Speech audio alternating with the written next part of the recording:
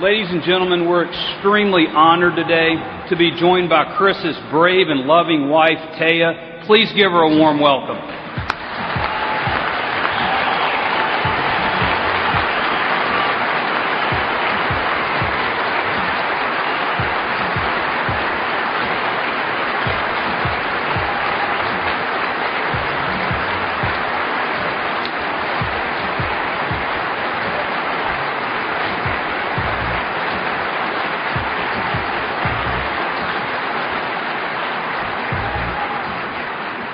Thank you. Like many young boys, Chris and his brother Jeff developed a sense of justice through playing in the outdoors. They used their pretend rifles, fighting imaginary bad guys, copying the heroes they saw in John Wayne movies. Those early battles nurtured a strong desire to protect others from evil and fight for what was right. As he got older, Chris's parents were adamant about teaching the importance of gun safety and proper use of real guns. He began to respect firearms as tools that could bring as much harm as good. When he learned to safely shoot and hunt, he was taught only to kill what he needed for food. He developed an appreciation of guns as a means of providing nourishment while exploring the peaceful essence of nature with his family. In the short amount of time after Chris got out of the military, he found himself reflecting on how guns affected the many aspects of American history. In doing so, he developed an idea for a book coming out this June called American Gun. In it, Chris chose to tell the stories of 10 iconic guns and the people who used them, altering the course of United States history, from the Revolutionary Wars to the Western frontier, world wars, and beyond. As I helped finish American Gun after his death, I reflected on how they have played a role in my life, too. I pray they will continue to, as I am all too aware of the existence of evil in all walks of life. And because of that, I want to thank you and those who came before you for standing strong in defending our right to bear arms. Thank you for understanding the difference between the use of guns in terrorizing innocent people in our country and abroad, and the use of guns in protecting against an evil that will not be reasoned with.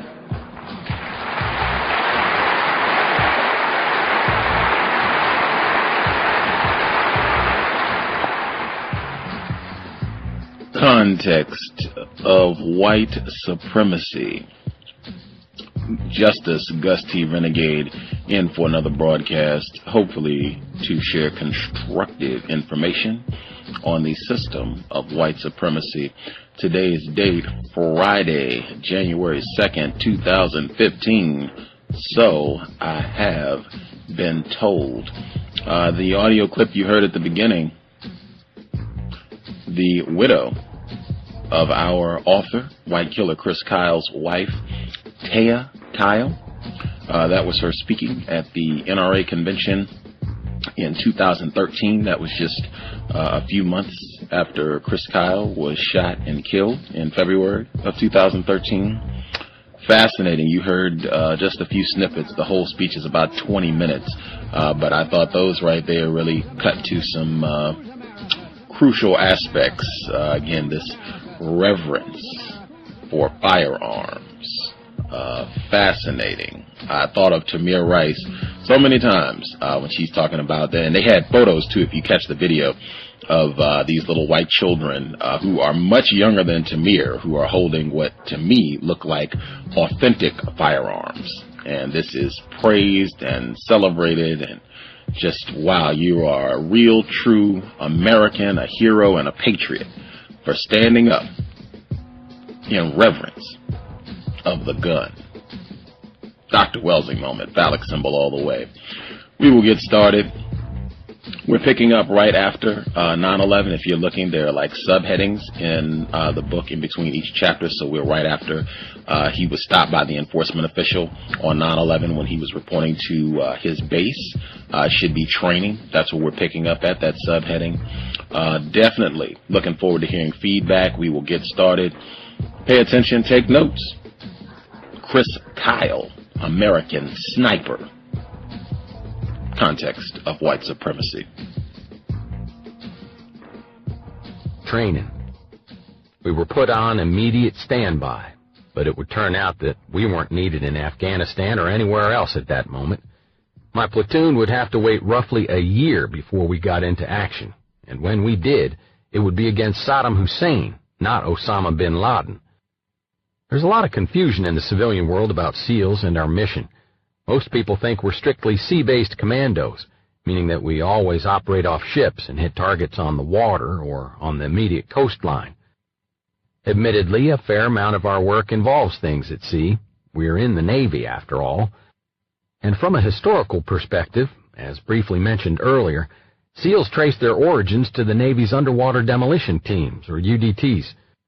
Established during World War II, UDT frogmen were responsible for reconning beaches before they were hit, and they trained for a variety of other waterborne tasks, such as infiltrating harbors and planting limpet mines on enemy ships. They were the mean, badass combat divers of World War II and the post-war era, and SEALs are proud to carry on in their wake. But as the UDT mission expanded, the Navy recognized that the need for special operations didn't end at the beach line. As new units called SEALs were formed and trained for this expanded mission, they came to replace the older UDT units. While land may be the final word in the SEAL acronym, it's hardly the last thing we do. Every special operations unit in the U.S. military has its own specialty.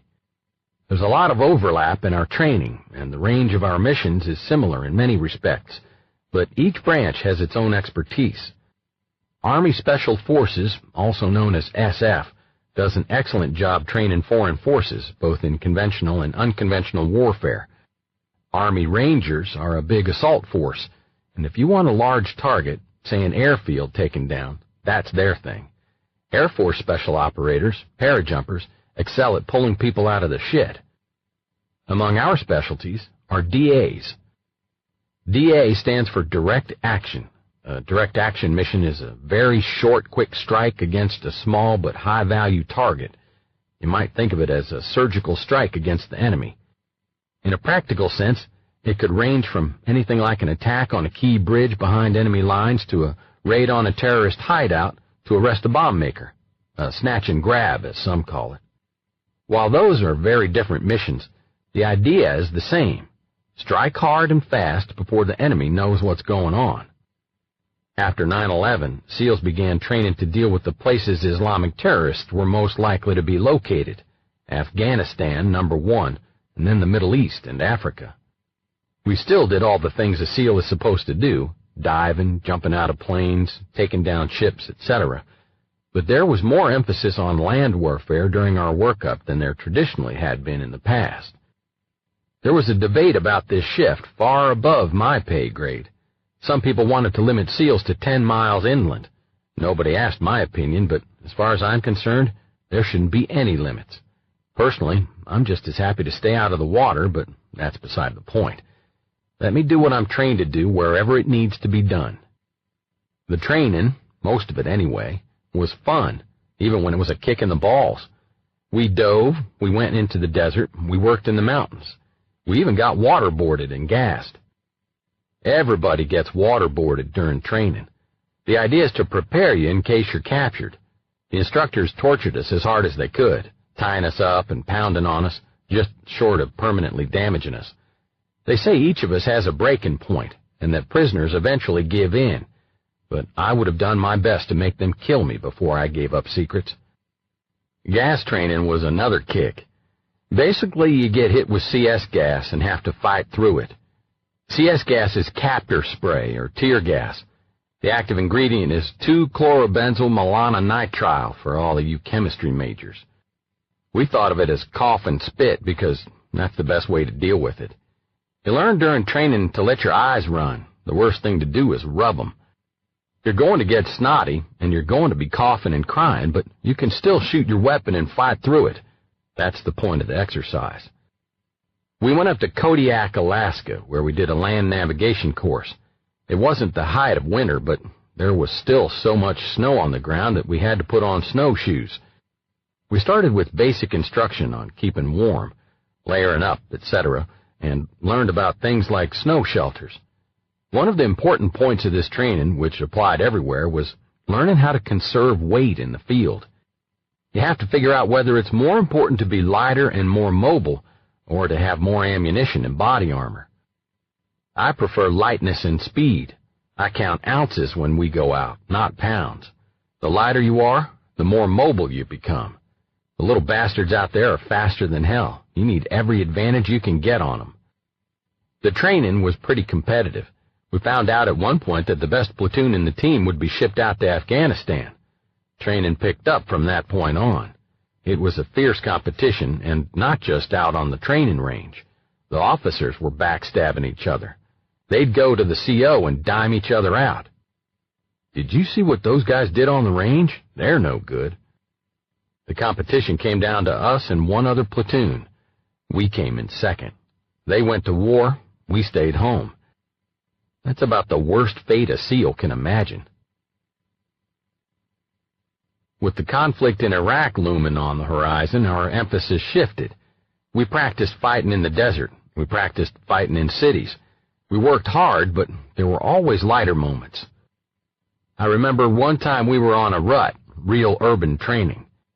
Our command would find a municipality that was willing to have us come in and take down an actual building, an empty warehouse, say, or a house, something a little more authentic than you would find on a base. On this one exercise, we were working at a house. Everything had been carefully arranged with the local police department. A few actors had been recruited to play parts during the exercise. My role was to pull security outside. I blocked out traffic, waving vehicles away as some of the local cops watched from the sidelines. While I was standing there, gun out, not looking particularly friendly, this guy walked down the block toward me. I started going through the drill. First I waved him off. He kept coming. Then I shined my light on him. He kept coming. I put my laser dot on him. He kept coming. Of course, the closer he got, the more convinced I was that he was a role player sent to test me. I mentally reviewed my ROEs, rules of engagement, which covered how I was supposed to act. "What are you, the po-po?" he asked, sticking his face out toward mine. Po-po, a thug's term for police, wasn't in the ROEs, but I figured he was ad-libbing. The next thing on my list was to throw him down, so I did. He started to resist and reached under his jacket for what I assumed was a weapon, which is exactly what a SEAL playing a bad guy would do. So I reacted in kind, giving a good SEAL response as I wrestled him into the dirt and busted him up a bit. Whatever was under his jacket broke, and liquid went everywhere. He was cussing and carrying on, but I didn't take the time to think about all that just then. As the fight ran out of him, I cuffed him and looked around. The cops, seated in their patrol car nearby, were just about doubled over laughing. I went over to see what was up. "That's so-and-so," they told me, "one of the biggest drug dealers in the city. We wish we could have beat him just like you did." Apparently, Mr. Popo ignored all the signs and wandered into the training exercise, figuring he'd carry on business as usual. There are idiots everywhere. But I guess that explains how he got into that line of work in the first place. Hazed and hitched. For months, the United Nations Security Council pressured Iraq to comply fully with UN resolutions, especially those requiring inspections of suspected weapons of mass destruction and related sites. War wasn't a foregone conclusion. Saddam Hussein could have complied and shown inspectors everything they wanted to see, but most of us knew he wouldn't. So when we got the word that we were shipping out to Kuwait, we were excited. We figured we were going to war. One way or the other, there was plenty to do out there. Besides watching Iraq's borders and protecting the Kurdish minority, who Saddam had gassed and massacred in the past, U.S. troops were enforcing no-fly zones in the north and south. Saddam was smuggling oil and other items both into and out of his country in violation of the UN sanctions. The U.S. and other allies were stepping up operations to stop that. Before we deployed, Taya and I chose to get married. The decision surprised both of us. One day we were talking in the car, and we both came to the conclusion that we should get married. The decision stunned me, even as I made it. I agreed with it. It was completely logical. We were definitely in love. I knew she was the woman I wanted to spend my life with, and yet, for some reason, I didn't think the marriage would last. We both knew that there is an extremely high divorce rate in the SEALs. As a matter of fact, I've heard marriage counselors claim that it is close to 95%, and I believe it. So maybe that was what worried me. Perhaps part of me wasn't really ready to think about a lifetime commitment. And of course, I understood how demanding my job was going to be once we went to war. I can't explain the contradictions. But I do know that I was absolutely in love, and that she loved me. And so, for better or worse, make that peace or war, marriage was our next step together. Happily, we survived it all. One thing you ought to know about SEALs: when you're new to the teams, you get hazed. The platoons are very tight-knit groups. Newcomers, always called new guys, are treated like hell until they prove they belong. That usually doesn't happen until well into their first deployment, if then. New guys get the shit jobs. They're constantly tested. They're always beat on. It's a kind of an extended hazing that takes many forms. For example, on a training exercise, you work hard. The instructors kick your ass all day long. Then, when you're done, the platoon will go out and party.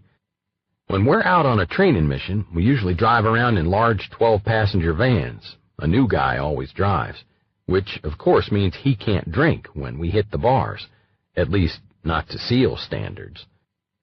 That's the mildest form of hazing. In fact, it's so mild it's not really hazing. Choking him out while he's driving, that's hazing. One night soon after I joined my platoon, we were out partying after a training mission. When we left the bar, all the older guys piled into the back. I wasn't driving, but I had no problem with that. I like to sit up front.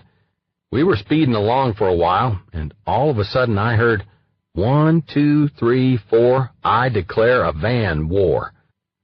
The next thing I knew, I was pummeled. Van war meant it was open season on the new guys. I came out of that one with bruised ribs and a black eye, maybe 2. I must have gotten my lip busted a dozen times during hazing. I should say that van wars are separate from bar fights, another SEAL staple. SEALs are pretty notorious for getting into bar scrapes, and I was no exception. I've been arrested more than once through the years, though, as a general rule, the charges were either never filed or quickly dismissed. Why do SEALs fight so much? I haven't made a scientific study of it, but I think a lot is owed to pent-up aggression. We're trained to go out and kill people, and then at the same time we're also being taught to think of ourselves as invincible badasses. That's a pretty potent combination. When you go into a bar, you'll always have someone who will poke a shoulder into you or otherwise imply you should fuck off. Happens in every bar across the world. Most people just ignore things like that. If someone does that to a SEAL, we're going to turn and knock you out. But at the same time, I have to say that while SEALs end a lot of fights, we usually don't start many. In a lot of cases, the fights are the result of some sort of stupid jealousy or the need for a dumbass to test his own manhood and earn bragging rights for fighting a SEAL. When we go into bars, we don't just cower down in the corner or lay low. We go in extremely confident. Maybe we're loud, and with us being mostly young and in great shape, people take notice. Girls gravitate toward a group of SEALs, and maybe that makes their boyfriends jealous, or guys want to prove something for some other reason. Either way, things escalate, and fights happen. But I wasn't talking about bar fights. I was talking about hazing and my wedding. We were in the Nevada mountains. It was cold, so cold that it was snowing. I had gotten a few days' leave to get married. I was due to take off in the morning. The rest of the platoon still had some work to do. We got back that night to our temporary base and went inside to the mission planning room. The chief told everybody that we'd relax and have a few beers while we mapped out the next day's operation. Then he turned to me. "Hey, new guy," he told me, "go grab the beer and the booze out of the van and bring it in here." I hopped too. When I came back in, everyone was sitting in chairs. There was only one left, and it was kind of in the middle of a circle of others. I didn't think too much about it as I sat down. "All right, this is what we're going to do," my chief said, standing in front of a dry erase board at the front of the room. "The operation will be an ambush. The target will be in the center. We will completely encircle it." That doesn't sound too smart, I thought. If we come in from every direction, we'll be shooting each other. Usually our ambushes are planned in an L shape to avoid that. I looked at the chief. The chief looked at me. Suddenly, his serious expression gave way to a shit-ass grin. With that, the rest of the platoon bum-rushed me. I hit the floor a second later. They cuffed me to a chair and then began my kangaroo court. There were a lot of charges against me. The first was the fact that I had let it be known that I wanted to become a sniper. "The new guy is ungrateful," thundered the prosecutor. "He does not want to do his job. He thinks he is better than the rest of us." I tried to protest, but the judge, none other than the chief himself, quickly ruled me out of order. I turned to my defense attorney. "What do you expect?" he said. "He's only got a third-grade education." "Guilty," declared the judge. "Next charge." "Your Honor, the defendant is disrespectful," said the prosecutor. "He told the CO to fuck off." "Objection," said my lawyer. "He told the OIC to fuck off." The CO is the commanding officer of the team. The OIC is the officer in charge of the platoon. A pretty big difference, except in this case. "Guilty. Next charge." For every offense I was found guilty of, which meant anything and everything they could make up, I had to take a drink of Jack Daniels and Coke, followed by a shooter of Jack. They got me pretty wasted before we even got to the felonies. At some point they stripped me down and put ice down my drawers. Finally, I passed out. Then they spray-painted me and, for good measure, drew Playboy bunnies on my chest and back with a marker, just the sort of body art you want for your honeymoon. At some point, my friends apparently became concerned about my health, so they taped me to a spine board completely naked, took me outside, and stood me up in the snow. They left me for a while until I regained some amount of consciousness.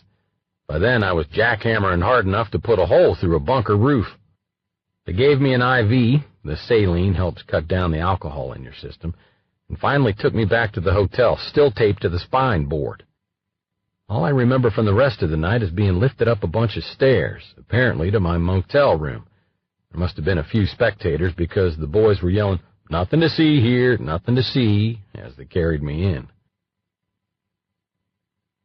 Taya washed off most of the paint and the bunnies when I met up with her the next day, but a few were still visible under my shirt. I kept my jacket tightly buttoned for the ceremony. By then, the swelling in my face was almost completely gone. The stitches in my eyebrow, from a friendly fight among teammates a few weeks earlier, were healing nicely. The cut on my lip, from a training exercise, was also healing pretty well. It's probably not every bride's dream to have a spray-painted, beat-up groom, but Taya seemed happy enough. The amount of time we had for our honeymoon, though, was a sore point. The team was gracious enough to give me 3 days to get hitched and honeymoon. As a new guy, I was appreciative of the brief leave.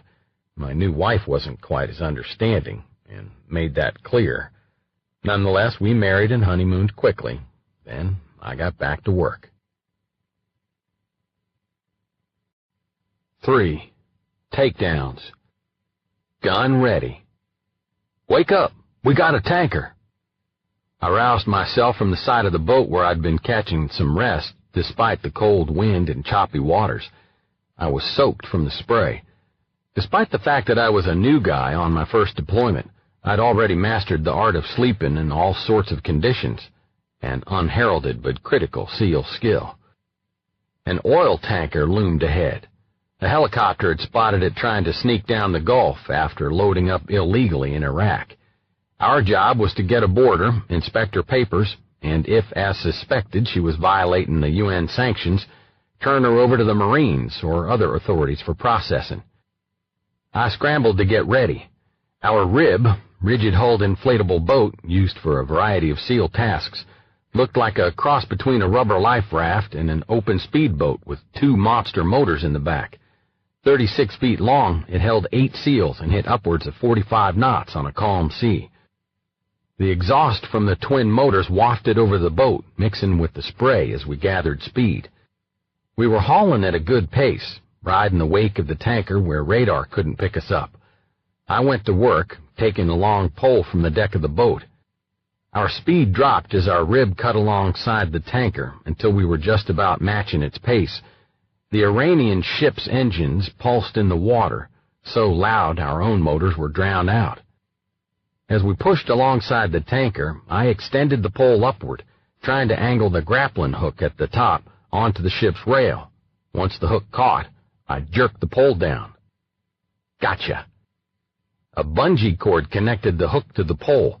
A steel cable ladder was connected to the hook. Someone grabbed hold of the bottom and held it while the lead man began climbing up the side of the ship. A loaded oil tanker can sit fairly low in the water, so low, in fact, that you sometimes can just grab the rail and hop over. That wasn't the case here. The railing was quite a bit higher than our little boat. I'm not a fan of heights, but as long as I didn't think too much about what I was doing, I was fine. The ladder rocked with the ship and the wind. I pulled myself up as quickly as I could go, my muscles remembering all those pull-ups in buds. By the time I reached the deck, the lead guys were already headed toward the wheelhouse and bridge of the ship. I ran to catch up. Suddenly, the tanker began gaining speed. The captain, belatedly realizing he was being boarded, was trying to head for Iranian waters. If he reached them, we'd have to jump off. Our orders strictly forbade taking any ship outside of international waters. I got up to the head of the team just as they reached the door to the bridge. One of the crew got there at roughly the same time and tried to lock it. He wasn't fast enough, or strong enough. One of the boarding party threw himself against the door and bashed it open.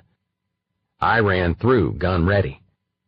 We'd done dozens of these operations over the past few days, and rarely had anyone even hinted of resistance. But the captain of this ship had some fight in him, and even though he was unarmed, he wasn't ready to surrender. He made a run at me. Pretty stupid. First of all, I'm not only bigger than him, but I was wearing full body armor, not to mention the fact that I had a submachine gun in my hand. I took the muzzle of my gun and struck the idiot in his chest. He went right down. Somehow I managed to slip as well. My elbow flew out and landed straight on his face. A couple of times. That pretty much took the fight out of him. I rolled him over and cuffed him. Boarding and searching ships, officially known as VBSS, for Visit, Board, Search, Seize, is a standard SEAL mission. While the regular Navy has specially trained sailors to handle the job in peacetime, we're trained to handle the searches in places where resistance is likely. And in the lead-up to war during the winter of 2002-2003, that meant the Persian Gulf off Iraq. The UN later estimated that in violation of international sanctions, billions of dollars of oil and other items were smuggled out of Iraq and into the pockets of Saddam's regime. Smuggling took on all sorts of forms. You'd find oil being carried in wheat carriers hidden in barrels. More commonly, tankers took on thousands and thousands of gallons in excess of what they were permitted in the UN Oil for Food program. It wasn't just oil. One of the biggest contraband shipments we came across that winter were dates. Apparently, they could fetch a decent price on the world market. It was during those first months of my first deployment that I became acquainted with the Polish Wojskowa Formacja Specjalna Grom im 670 Armii Krajowej, Special Military Formation GROM of the Dark and Silent Parachutists of the Polish Army, better known as GROM. They're the Polish version of the Special Forces, with an excellent reputation in special operations, and they worked on the takedowns with us. Generally, we worked off a big ship, which we used as kind of a floating home port for our ribs. Half of the platoon would go out for one 24-hour period. We would sail to a designated spot and drift in the night, waiting. With luck, a helo or a ship would radio intel about a ship coming out of Iraq sailing pretty low in the water. Anything that had a cargo would be boarded and inspected. We'd go out and take it down. A few times we worked with the Mark V boat. The Mark V is a special operations craft that some people have compared to World War II-era PT boats. The craft looks like an armored speedboat, and its job is to get SEALs into harm's way as quickly as possible. Built out of aluminum, it can haul serious ass. The boats are said to hit 65 knots. But what we liked about them were their flat decks behind the superstructure. Ordinarily, we would load 2 Zodiacs back there. But since the Zodiacs weren't needed, the whole company would board from the ribs and stretch out to grab some sleep until ships were spotted. That beat leaning across the seat or twisting yourself around to rest on the gunwale. Taking down ships in the Gulf quickly became routine. We could take dozens in a night. But our biggest takedown didn't come off Iraq. It was some 1,500 miles away off the coast of Africa. Scuds. In late fall, a SEAL platoon in the Philippines snuck alongside a freighter named the C.O.W.S. From that point on, the North Korean ship was literally a marked vessel. The 3,500-ton freighter had an interesting history of transporting items to and from North Korea. According to one rumor, she had transported chemicals that could be used to create nerve weapons. In this case, though, the C.O.W.S. papers declared that she was carrying cement. What she was really carrying were Scud missiles. The ship was tracked around the Horn of Africa while the Bush administration decided what to do about it. Finally, the president ordered that the ship be boarded and searched, just the sort of job SEALs excel at. We had a platoon in Djibouti, which was a hell of a lot closer to the craft than we were, but because of the way the chain of command and assignments worked, the unit happened to be working from the Marines while we were directly under a Navy command. We were tasked to take down the freighter. You can imagine how happy our sister platoon was to see us when we landed in Djibouti. Not only had we stolen the mission they considered theirs, they had to suffer the indignity of helping us offload and get ready for action. As soon as I got off the plane, I spotted a buddy. "Hey!" I shouted. "Fuck off," he answered. "What's up?" "Fuck you." That was the extent of his welcome. I couldn't blame him. In his place, I'd have been pissed myself. He and the others eventually came around. They weren't mad at us. They were mad at the situation. Grudgingly, they helped us prepare for the mission, then got us aboard a mail and resupply helicopter from the USS Nassau, an amphibious assault ship out in the Indian Ocean. Amphibs, as they were called, are large assault ships that carry troops and helicopters, and occasionally Marine Harrier attack aircraft. They look like old-fashioned aircraft carriers with a straight-through flight deck. They're fairly large and have command and control facilities that can be used as forward planning and command posts during assault operations. There are several ways to take down a ship, depending on the conditions and the target. While we could have used helicopters to get to the C.O.W.S., looking at photos of the ship, we noticed that there were a number of wires running above the deck. Those wires would have to be removed before we could land, which would add time to the operation. Knowing we'd lose the element of surprise if we went in with helos, we opted to use ribs instead. We started doing practice runs off the side of the Nassau with boats that had been brought out there by a special boat unit. Special boat units are the SEALs' dedicated taxi service. They run the ribs, Mark Vs, and other SEAL-related vessels. Among other things, the units are equipped and trained to make combat insertions, braving fire to get SEALs in and out of trouble. The C.O.W.S., meanwhile, continued sailing toward us. We were geared up as it came within range, preparing to hit it. But before we could board the boats, we got a call telling us to stand by. The Spaniards had moved in. What? The Spanish frigate Navarra had confronted the C.O.W.S., which had been fooling exactly nobody by sailing without a flag and with her name covered up. According to later reports, Spanish spec op troops went in after the freighter failed to comply with the frigate's orders to stop. Of course, they used helicopters and, just as we had thought, were delayed by having to shoot out the wires. From what I've heard, that delay would have given the captain aboard the vessel time to get rid of incriminating paperwork and other evidence. That's what I think happened. Obviously, there was a lot going on behind the scenes that we weren't aware of. Whatever. Our mission was quickly changed from taking down the ship to going aboard and securing it, and uncovering the Scud missiles. You wouldn't think missiles would be hard to find, but in this case, they were nowhere to be seen.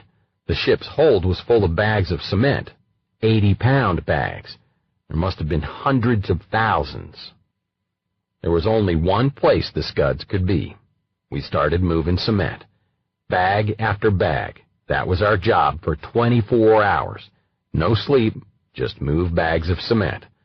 I must have moved thousands myself. It was miserable. I was covered with dust. God knows what my lungs looked like. Finally, we found shipping containers underneath. Out came our torches and saws. I worked on one of the quickie saws, also known as a cut-off saw. It looks like a chainsaw with a circular blade on the front. It cuts through just about anything, including Scud containers.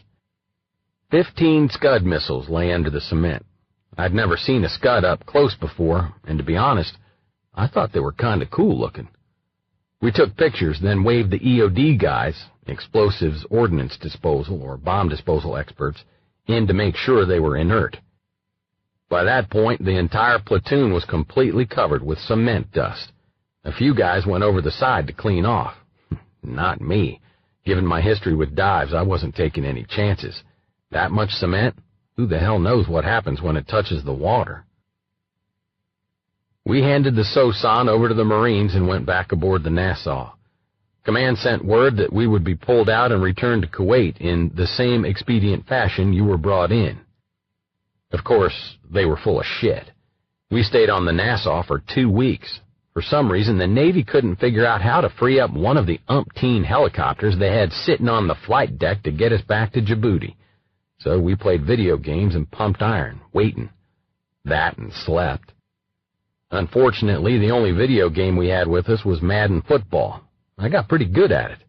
Up until that time, I hadn't been much for playing video games.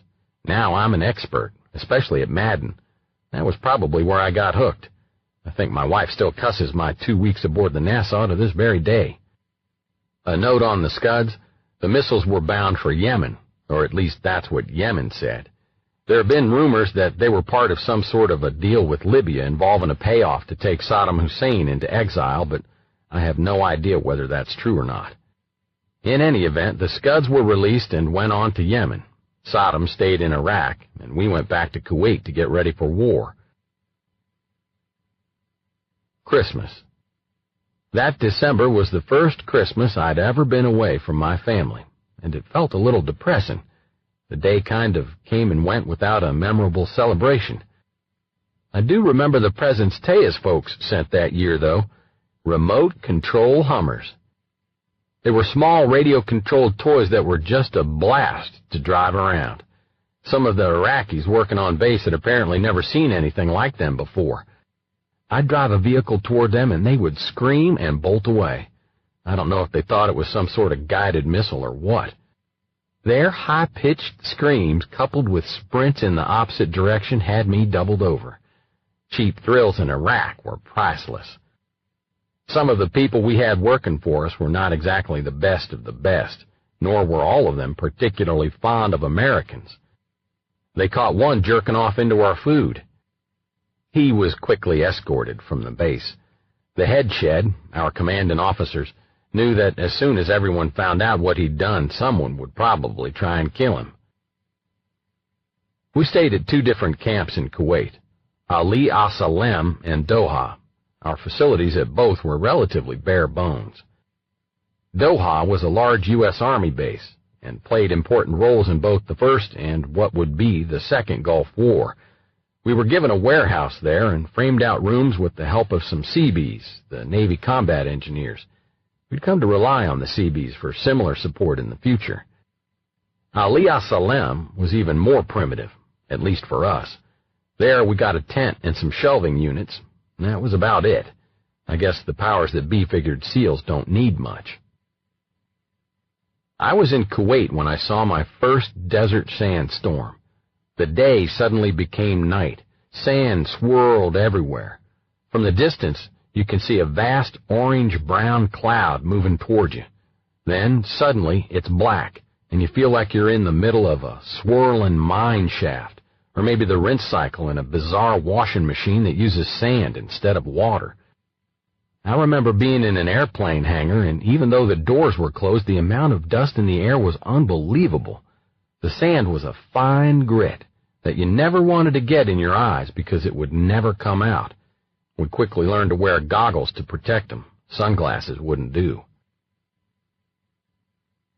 60 gunner.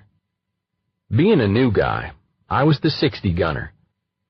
As I'm sure many of you know, 60 refers to the M60 General Purpose Machine Gun, a belt-fed weapon that has served the U.S. military in a number of versions for several decades.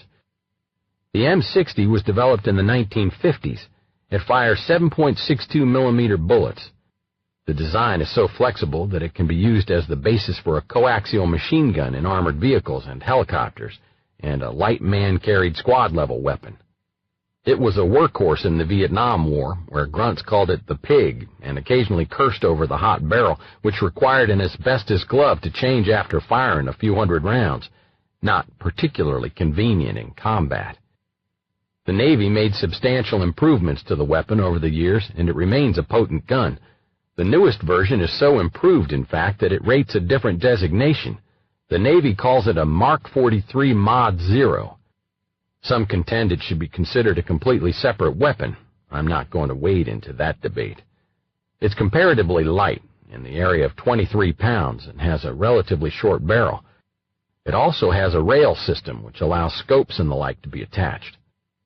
Also currently in service are M240s, M249s, and the Mark 26, a variant of the M249. As a general rule, the machine guns carried by shooters in my platoons were always called 60s, even when they were actually something else, like the Mark 48. We used more Mark 48s as time went on during my days in Iraq, but unless it's significant for some reason, I refer to any squad-level machine gun as a 60 and leave others to sort out the fine print. The old pig nickname for the 60 survives, which leads a lot of 60 gunners to be called pigs, or a creative variation. In our platoon, a friend of mine named Bob got tagged with it. It never applied to me. My nickname was Tex, which was one of the more socially acceptable things people called me. With war becoming inevitable, we began patrolling the border across Kuwait, making sure that the Iraqis weren't going to try and sneak across in a preemptory strike. We also began training for a role in the upcoming fight. That meant spending quality time in DPVs, also known as sealed dune buggies. DPVs, Desert Patrol Vehicles, look extremely cool from the distance, and they are far better equipped than your average ATV. There's a .50 caliber machine gun and a Mark 19 grenade launcher on the front, and an M60 on the back. Then there are the law rockets, one-shot anti-tank weapons that are the spiritual descendants of World War II bazookas and Panzerfausts.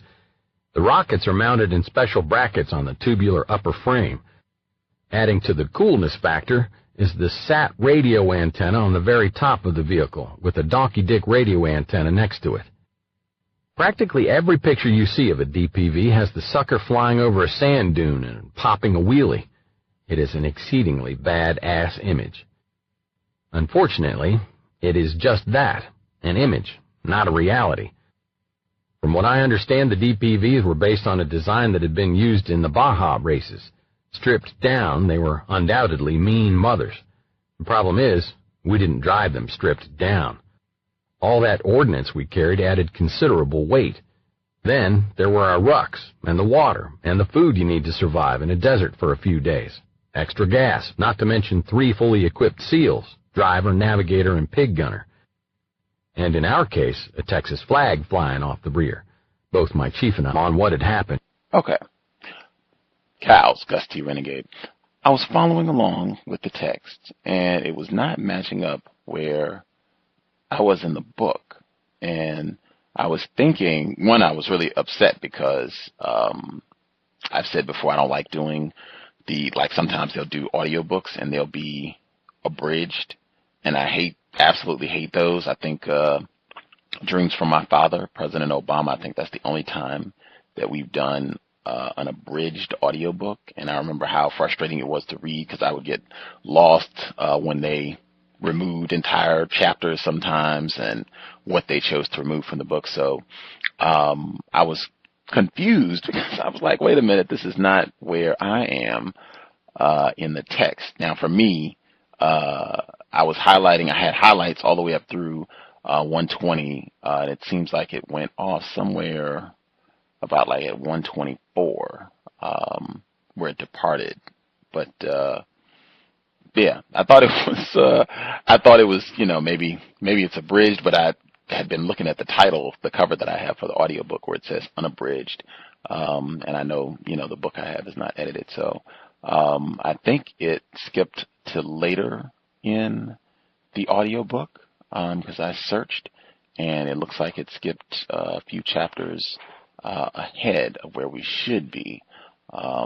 So what I'm going to do is just go back to the point where I think we got thrown off at and just close out, because it looks like we were just a couple pages from being at the end of chapter 3, and that'll give us definitive stop point for the audio. Okay, so I highlighted, they were talking about the DPVs and how much stuff they have on it. It weighs it down. Okay, I think this is, the audio skipped somewhere about right in here, so I'll just pick up. It says, from what I understand, the DPVs were based on a design that had been used in the Baja races. Okay, yeah, I remember all that. Both my chief and I were Texans, which made that a mandatory accessory. The load added up quickly. The DPVs used a small Volkswagen engine that was, in my experience, a piece of junk. It was probably fine in a car, but maybe a dune buggy that didn't see combat. But if we took the vehicle out for 2 or 3 days, we'd almost always end up working on it for the same amount of time when we got back. Inevitably, there was some sort of bearing or bushing failing. We had to do our own maintenance. Luckily for us, my platoon included an ASCE certified mechanic, and he took charge of keeping the vehicles running. But by far the biggest drawback was the fact that they were 2-wheel drive. This was a huge problem if the ground was in the least bit soft. As long as we kept going, we were usually okay, but if we stopped, we ended up in trouble. We were constantly digging them out of the sand in Kuwait. They were a blast when they worked. Being the gunner, I had the elevated seat behind the driver and navigator, who sat side by side below me, geared up with tactical ballistic goggles and helicopter-type helmet. I strapped myself in with a 5-point restraint and held on as we raced across the desert. We'd do 70 miles an hour. I let off a few bursts with the .50 caliber, then pull the lever up on the side of the seat and swivel around toward the back. There I'd grab the M60 and shoot some more. If we were simulating an attack from the side, while we were moving, I could grab the M4 I was carrying and shoot in that direction. Shooting the big machine gun was fun. Aiming that sucker while the vehicle was bounding up and down across the desert was something else again. You can move the gun up and down to keep it on target, but you're never going to be particularly precise. At best, you lay down enough fire so you can get the hell out of there. Besides our 4 3-seat DPVs, we had 2 6-seaters. The 6-seaters was the plain vanilla version, 3 rows of 2 seats with the only weapon, the 60 on the front. We used it as the command and control wagon. Very boring ride. It was kind of like riding in a station wagon with Mom when Dad's got the sports car. See, we didn't read it. I think it skipped all of this. So continuing, we practiced for a few weeks. We did a lot of land navigation, built hide sites, and did SR, surveillance and reconnaissance, along the border. We dig in, cover the vehicles with netting and try and make them disappear in the middle of the desert. Not easy for a DPB. Usually it ended up looking like a DPB trying to hide in the middle of the desert. We also practiced deploying the DPBs out of helicopters, riding out the back when they touched down on rodeo wheels. As January neared its end, we started getting worried. Not that the war was going to break out, but that it would start without us. The usual SEAL deployment at the time was 6 months. We shipped out in September and were due to rotate back to the States within a few weeks. I wanted to fight. I wanted to do what I'd been trained for. American taxpayers had invested considerable dollars in my education as a SEAL. I wanted to defend my country, do my duty, and do my job. I wanted more than anything to experience the thrill of battle. Taya saw things a lot differently. Taya: I was terrified the whole time as the buildup continued toward war. Even though the war hadn't officially started, I knew they were working dangerous ops. When SEALs work, there's always some risk involved. Chris tried to play things down to me so I wouldn't worry, but I wasn't oblivious, and I could read between the lines. My anxiety came out in different ways. I was jumpy. I'd see things out of the corner of my eye that weren't there. I couldn't sleep without all the lights on. I read every night until my eyes closed involuntarily. I did everything I could to avoid being alone or having too much time to think. Chris called twice with stories about helicopter accidents that he'd been in. Both were extremely minor, but he was worried that they would be reported and that I would hear about them and worry. I just want you to know, in case you hear it on the news, he'd say, the Halo was in a minor bang-up and I'm okay. One day he told me he had to go out on another helicopter exercise. The next morning I was watching the news and they reported that a helicopter had gone down near the border and everyone had died. The newscaster said it had been filled with Special Forces soldiers. In the military, Special Forces refers to Army Special Operations troops, but the newscaster had a tendency to use the term for SEALs. Immediately, I jumped to conclusions. I didn't hear from him that day, and even though he had promised to call, I told myself I'm not going to panic. It wasn't him. I poured myself into my work. That night, with still no call, I started to feel a little more anxious, then a little freaked out. I couldn't sleep, though I was exhausted from working and holding back the tears and kept threatening to overtake any sense of calm I was faking. Finally, around 1 o'clock, I was starting to crack. The phone rang. I jumped to answer it. Hey, babe, he said, as cheerful as ever. I started bawling. Chris kept asking what was wrong. I couldn't even choke out the words to explain. My fear and relief came out as unintelligible sobs. After that, I vowed to stop watching the news. That is the end of chapter 3.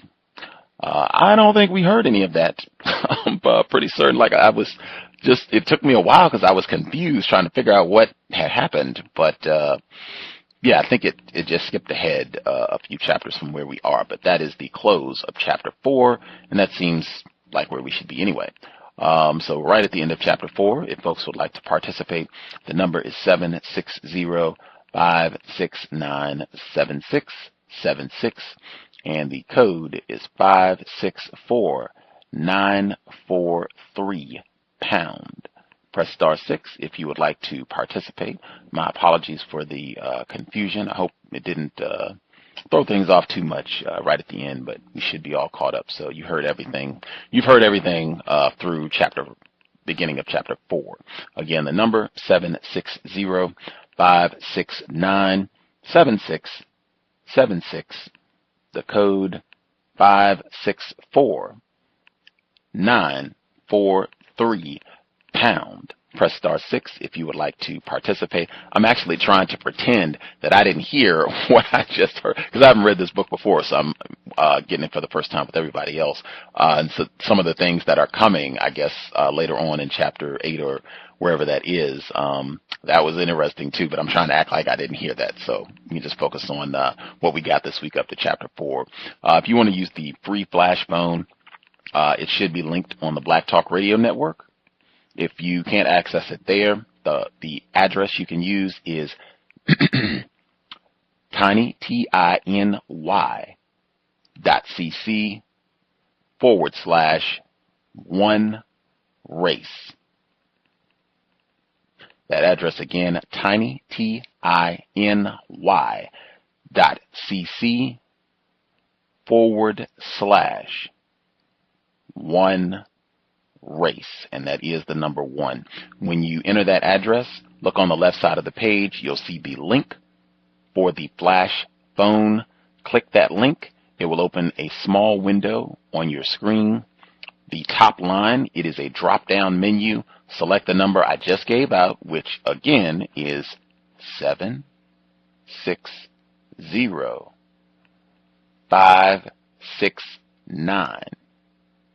7676. The next line, it will ask for the code. That code again is 564943. The final line, it'll ask for a name. You can put in nickname, real name, whatever you're comfortable with. When you get all that entered, click the green button at the bottom, and it will connect you to the live broadcast. You should be able to hear us. It is the same procedure if you would like to participate. You'll see the dial pad on your screen. Press *6. You should hear the audio prompt. Press the number 1, and we will get you on the air. My apologies again for the audio confusion. I hope it didn't throw your ability to comprehend off too much. And away we go. All the people who dialed in with a hand up, your line should be open. Greetings. Can I be heard? Yes, sir. Yes. Basically, what I've learned out of the beginning reading, basically what was described, the challenge of, of masculinity. I've made a comparison on how black males are portrayed, the limits of kind of like with sports and what white people call thugs. With white males, it's, a lot of adventure of what I'm hearing from this white male, and primarily is a wide range of different examples, and basically under the system of race and white supremacy, there's no limit to that expression of masculinity.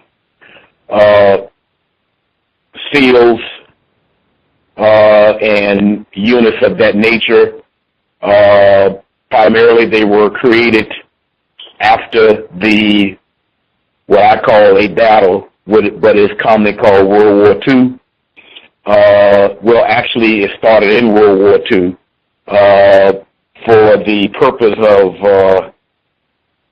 because they knew they were going to have wars in more quote-unquote tropical environments and against non-white people, specifically as far as historical standpoint, Japan, Korea, Vietnam, areas where people who are identified as Arab, and also, of course, Africa. In areas where non-white people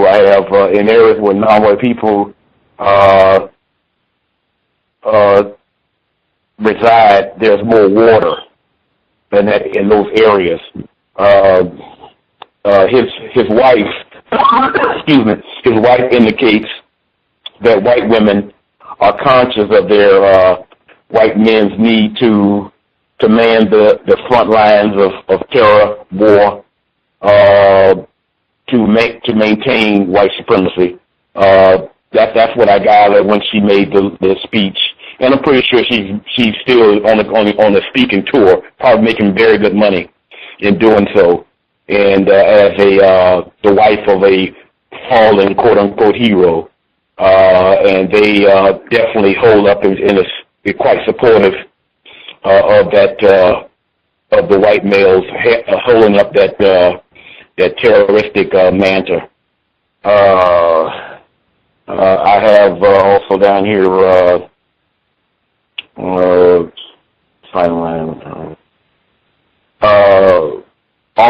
all of the branches, the military branches, all over the world, and actually where white people have their direct stamp on it and where they reside, they have these similar types of elite, of a quote-unquote elite units all over the world, because they're all in, cahoots with one another as far as to maintain that enforcement arm, that arm of direct violence if necessary, and a lot of times actually use for those purposes. They have those units at the ready, and they stay in shape, they stay trained, and that like these special units are said to be experts in the way that non-white people fight, and which they curiously call guerrilla warfare. That's a Dr. Welsing moment with that term. Basically, what is called guerrilla warfare is the way that is the means or the way that non-white people wage counter war. I have here also I heard reference to urine in last week's reading. Another use of urinating was to perform it if you run out of water, because your machine gun primarily overheated, the barrel overheated, and you didn't have any water. That was also a means to cool down that barrel to be able to continue with use, because if you did not keep that barrel cool, it can possibly backfire and kill you. So with the advent of out on battlefield, so to speak, and sometimes you may run out of water, then they would urinate on the barrel of the gun itself. That's possibly another Dr. Welsing moment also, being that the gun also, in her what I think is correct analysis, is a phallic example of white males' either anguish or mental projection of male phallus. Yes. Also, last but not least, hazing. Hazing is quite popular among males and a growing numbers of females also. It's a cycle of violence designed to subject a person to long-term slavery through physical punishment without provocation. In other words, probably the best strategy is to, if the person is not even, willing to fight back or anything, or is fighting with you, to just jump on them, to have that person to be in the mindset that, yeah, I'm over you, I'm in charge, and you're going to do what I tell you to do. And that's experienced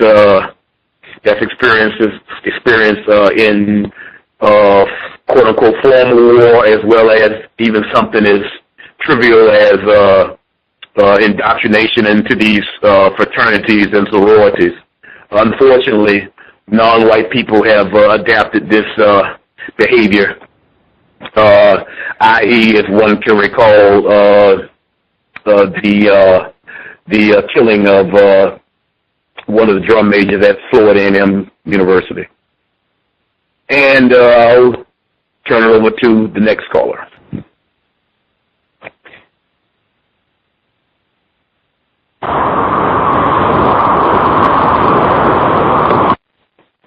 The person that called in from a block number. It's a lot of background noise. I'm not sure. Oh, I'm sorry. I'll speak later because I'm driving. Oh, okay. Can I be heard? Yes. How you doing, guys? Thomas Smith from New York. Oh, greetings, sir. Good to hear from you. How are you today? I was just listening to the previous caller. He made a great observation with the guerrilla warfare as anyone who's not white. I like that. I had a few observations I like to make from listening to this. They're playing with toys. I mean, these are the most elite killers in the world, and they're riding around playing with toy Hummers and teasing Iraqis and making them run, and I could just see them just having a great old kick out of this, playing video games on the base. I mean, that's not what you would expect from elite killers and someone who killed over 100 and something people, and he's riding around with toys. Also, the way they talked this week, when the guy's talking military, and he sounded a little bit like the movie Forrest Gump when he was, in the military and he was talking, and it's just the way he was sounding. The Viet Rom, I like that too. How they changed it because it was a fertile part of the town. They call it Viet Rom. And another observation I made is with the two guys. One was, I guess, Iraqi. He was a cook with them, and I guess he hated the fact that the Americans was there, so he was masturbating in the food. And the other one, he wanted to be an American so bad. They gave him a gun. He was like one of the guys. He couldn't shoot, but they didn't feel threatened around him at all. And it's sort of how they condition us. Some of us always try to get even, and some of us will always try to be like them. They call him the legend. It kind of reminded me of Larry Bird. He was the legend in basketball. I think that's his nickname. Lastly, just the freedom they have. I mean, just white people in general. This guy drops out of college, joins a ranch, and he's off playing with horses and roping stuff, and then he falls off and he breaks that, and he goes to another ranch, and now he's in the military. They just go from country to country and bar to bar and pull off their shirts and talk smack because they're big time sales. And I could just I would hate to be in a bar, especially being black, with a bunch of white sales. I mean, I could just imagine. Whew. But that's all I have to say, guys. Thank you. Just a real quick one on the Forrest Gump before the other folks can hop in. You said that it was a point where he was talking about things they were doing in the service, and it sounded like Forrest Gump. Like, did you mean just what did you mean by that? Oh, the audio, the orator, the narrator. He sort of has that Bill Clinton smooth, accent. I think the caller from Canada played that out last week. But when he got into the technical talk, it sort of sounded like when Forrest Gump was describing, when he was in the military, a sergeant, he went over there, and, it was just like, I was laughing while he was talking, because I'm like, man, this guy sounds like, like he's a retard when he's saying I hate to say that word, but, when the way he was using the technical, I guess, military jargon, and it just sounded like Forrest Gump. That's what I meant. 20-year anniversary of Forrest Gump was 2014. 20 years. Oh, really? Yeah, I think I had mentioned that before because Pulp Fiction, Forrest Gump, and Shawshank Redemption, those are films that, get mentioned a lot in terms of racism, white supremacy. I know Mr. Fuller mentioned Shawshank Redemption quite a bit, but all three of those films came out in 1994, and I brought that up because I think they all got nominated for Best Film that year, and obviously, and of course, I mentioned that, and I think someone said that they were in their town. They were having a showing, like a special 20-year anniversary showing of Forrest Gump at the local theater. But I think that's extremely important. It might even be purposeful why it sounds like that. Yeah, probably. Yeah, I didn't know that was the 20-year anniversary. Wow. Interesting. Anybody else have comments they want to get in? Yes, can I be heard? Yes, sir. Okay, greetings, Gus. Greetings to the other callers and listeners. My take on Mr. Chris Kyle, he's a young man that started his career in the military like many others in the United States, this particular part of the planet, and from a rural background, it would be one of the ways that he could enter into the workforce. But somewhere along the line, I think his desire to kill someone or to kill mostly non-white people warped his mind. And like a serial killer, his first kill was the hardest, but they soon get easier and easier. And I don't think that when he took part in the SEAL training and his covert operation, that the military plans for any of these people to enter back into civilian life. Probably more or less as a race soldier or some type of law enforcement official, so they can keep up their killing agenda. I also think that the psychological impact of killing large numbers of people takes its toll on the human mind, similar to that of the Nazis when they were killing large amounts of Jewish people. Psychologists believe that that type of exposure to a large degree of killing creates a social pact. He made reference to targets that he already had in his mind: Bin Laden, Saddam Hussein, and he bought into a lot of the media hype concerning these particular countries and the leaders. It was predictable, what he was saying, because we had all heard that type of media reporting about these different countries. He also, in his training, was using words like waterboarding, gassing, kicking in the balls, and hazing. And then he made reference to rules of engagement, which basically the rules of engagement was just kill any non-white person between the ages of 12 and 60, I guess. I think that hazing is really just an excuse for terrorizing someone. And he made reference to missing Christmas for the first time. And in the aftermath of killing and uncovering hidden weapons of mass destruction, he would become depressed because he couldn't spend Christmas with his white family.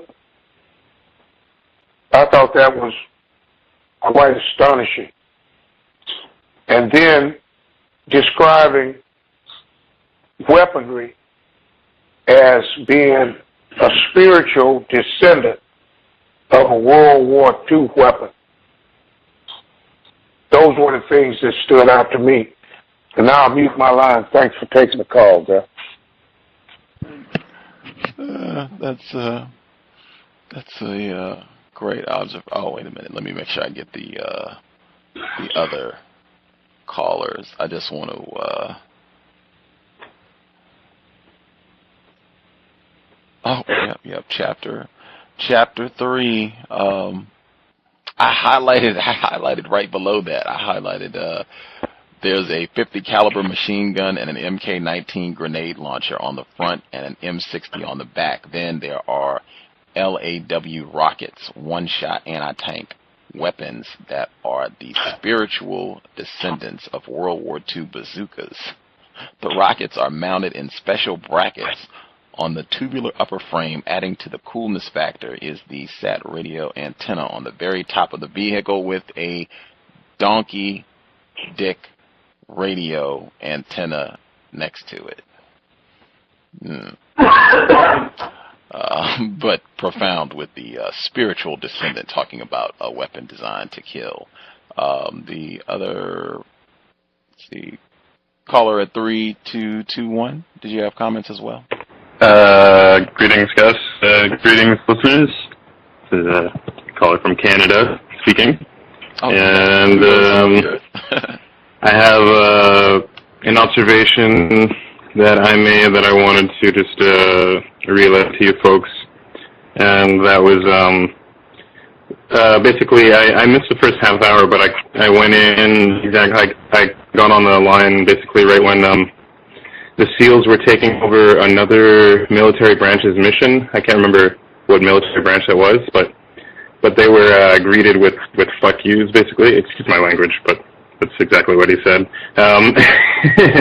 They were greeted with, they were not happy to see them because they were really upset that that these SEALs were coming to take their action, I guess, like to take their opportunity to go out and kill and use all this training, all that brainwash they've been, taking the last whatever, blah, blah, blah, you know what I mean. Sorry. But I was thinking of that, and then I was thinking of this movie Jarhead that came out a long time ago, and I don't really remember the movie that well, but I'm sure you guys have heard of it.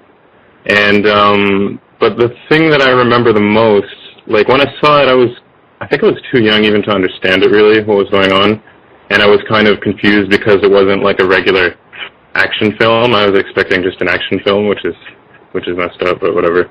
What I remember is at the end of the film, I think the end of the film, basically, they were all just shooting their guns into the air. Like, it was just like a bunch of people in the desert, like a bunch of American or race soldiers or whatever. It was, never mind, sorry, it was mixed race, but, like it was Hollywood, so blah, blah, blah.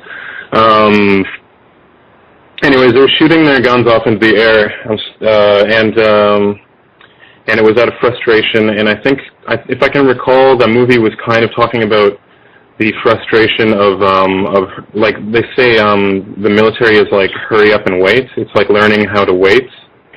I don't know if anyone's heard of anything like that, but it's like they were describing this, like all this training for like the worst case scenario, and really just getting there and just kind of sitting around, and maybe like just doing patrols and not really seeing any action, and this like caused a certain amount of frustration.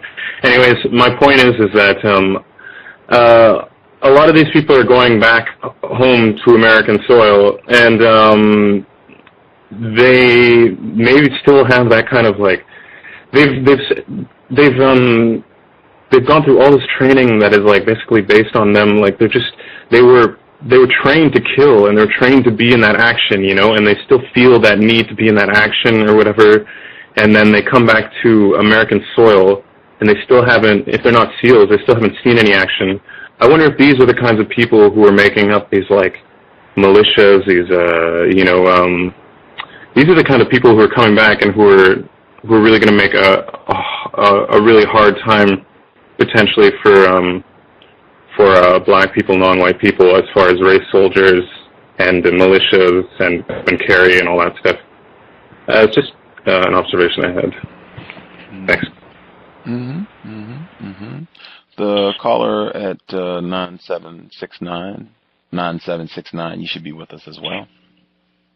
Hello? Yes, sir. Hi.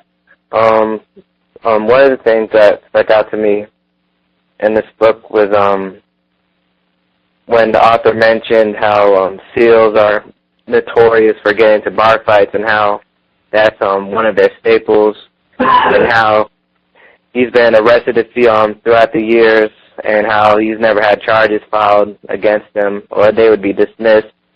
And he would ask himself, why do SEALs fight so much?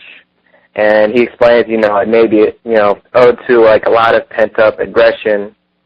And then I remember from earlier in the book when he broke, I think, like the pins in his arms, that same, kind of pent-up aggression. I kind of made that connection there.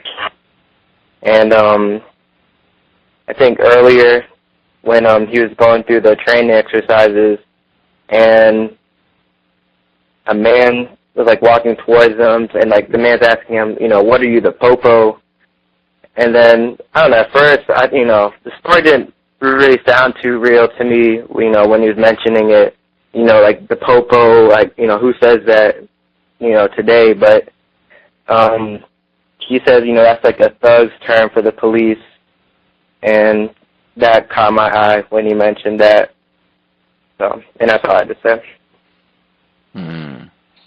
Yeah, I thought that was, I highlighted that as well, for some of the same reasons. Number one, that sounding kind of suspect in terms of, we were talking about, people should keep in mind if there are things that are not believable about some of the anecdotes, whether or not we think this is authentic, this really happened, that had kind of a Hollywood tinge of fabrication. Like, we're just trying to make this sound and appeal to, you heard his wife, or I don't know if you did or not, but the audio that we had at the beginning was his wife, Taya Kyle, speaking to the NRA, and I think that sort of incident would appeal to that sort of white NRA audience that is definitely going to be buying a lot of these books, but white people on the whole, they would, really get a good chuckle out of that story. And particularly the last 12 months, as much of this code talk that we've heard. Richard Sherman, thug is I think even Charles Barkley agreed on that when he said thug is the new millennium way of calling a black person a nigger. So I think they would definitely, it's like it's double coded. Like, I'm going to make sure we call this person a thug and make sure that we say that this person said popos, to just make sure that we're talking about black people without actually saying it. Yeah, some of the other things that I had highlighted. Let's see. Oh yeah, the non-white person, the Iraqi that was working in the kitchen and masturbating in their food, like that. That is the correct way that we should be seeing whites. Like, that makes total understandable sense. Why he would end up doing that. Like, and it reminds me, I think there's stories of black people working in the kitchen with white people and spitting in their food and that sort of thing. That's been going on for years in terms of just little daily acts of defiance against racist man, racist woman, racist child. I would just have to suspect that there was a lot of sexual misconduct going on with the Iraqis as well, just because that's the whole history of white people. The Korean War, every time, like, it's just, that's always a huge component. I think the only exception to the rule might be the Civil War, but any other time when they go out, that's a big part of, the type of thing that they are doing. In fact, they had a report last year in Democracy Now! Where there was all of these sex crimes that were being committed. This was in Japan, where the U.S. bases were. Underage sex crimes, pedophilia, the whole nine. Anyway, I also thought listeners should keep in mind the report that came out last year about the epidemic numbers of rapes in the armed services. They said that most of the victims were males. I thought that was important, too, to keep in mind while we're reading this. Some of the other things that I had highlighted. Let's see. This just seems very, very homoerotic. Like, everything about this book, it just reeks of just a real pervading sense of homosexuality and just the homoeroticism. It's the gun talk and everything, where he was talking last week, he was talking about lusting for the gun that his brother had when they were growing up. I mean, that penis envy is basically what that is. This is from page 100. For me, it's 100. They got me pretty wasted before we even got to the felonies. At some point, they stripped me down and put ice down my drawers. Finally, I passed out. 7-0. I'm sorry, were you saying something to us? Oh, okay. Yeah, they spray painted me and for good measure drew Playboy bunnies on my chest and back with a marker. Just the sort of body art you want for your honeymoon. This just is, I mean, that just seems extremely like hyper gay in my opinion.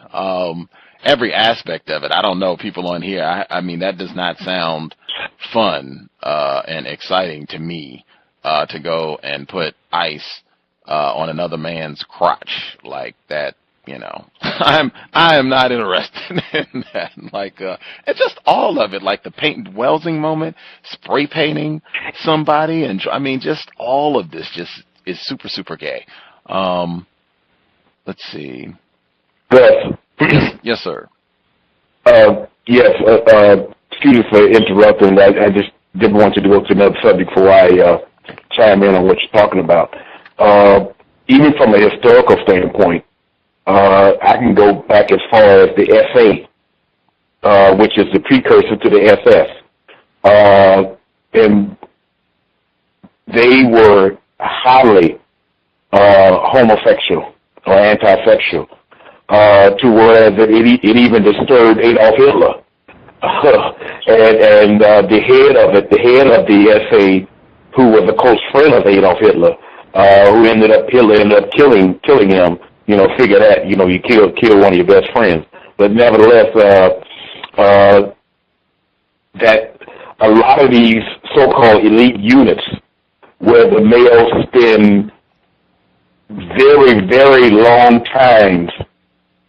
periods of time around each other on a year basis with all this training and whatnot. A lot of those type of things go on, mixed with hazing, or what they call just having the boys just having fun, and it goes from that silly, touchy stuff to out and out sexual activity. It is something that's pretty much normal when it comes to, in my opinion, when it comes to those types of settings. It happens also in athletics. I can say that also. You know, from that standpoint, that's why the black male that played at Missouri, what's his name? Sam. Michael Sams. I think it was just reported that he understands that, you know, that he's alluding to that he's met more homosexuals while his short period of time in the National Football League, while he was there, you know. So that's just a little bit of history from my understanding about the whole subject. You know, they spend great long periods of time around each other, you know, through under the umbrella of training. Because in order to get that good at killing and being able to adjust around the world at killing people in preciseness, you have to have a lot of training. You have to have a lot of training, and guys are getting real physical and getting physical with each other, and it goes to quote unquote horseplay, as they call it, you know, and all kinds of different things start happening. You know, and there's a long history behind it when it comes to white people, especially. Moving on. Absolutely. I also, because there's so many of these references to kicking someone in the balls, or just it's very genital focused, either literally or symbolically. The golden showers last week is super, super gay. They also, this portion, the the instructors tortured us hard as they could, tying us up and pounding on us. Just homoeroticism is everywhere. Just short of permanently damaging us. They say each of us has a breaking point and that prisoners eventually give in, but I would have done my best to make them kill me before I gave up secrets. That torturing thing, it's normalized. I even find it interesting that here it's no problem. Like that, I suspect that does not have white readers in a tizzy, him saying that they tortured us, even with the current climate that's been focused, the Senate's report on torture passed, but it's just normalized under the system of white supremacy, which is torture of non-white people. Torture just becomes normalized. It even becomes something proud. I think it's a very sadomasochistic bent to a lot of this as well. Enjoying, he keeps talking about that.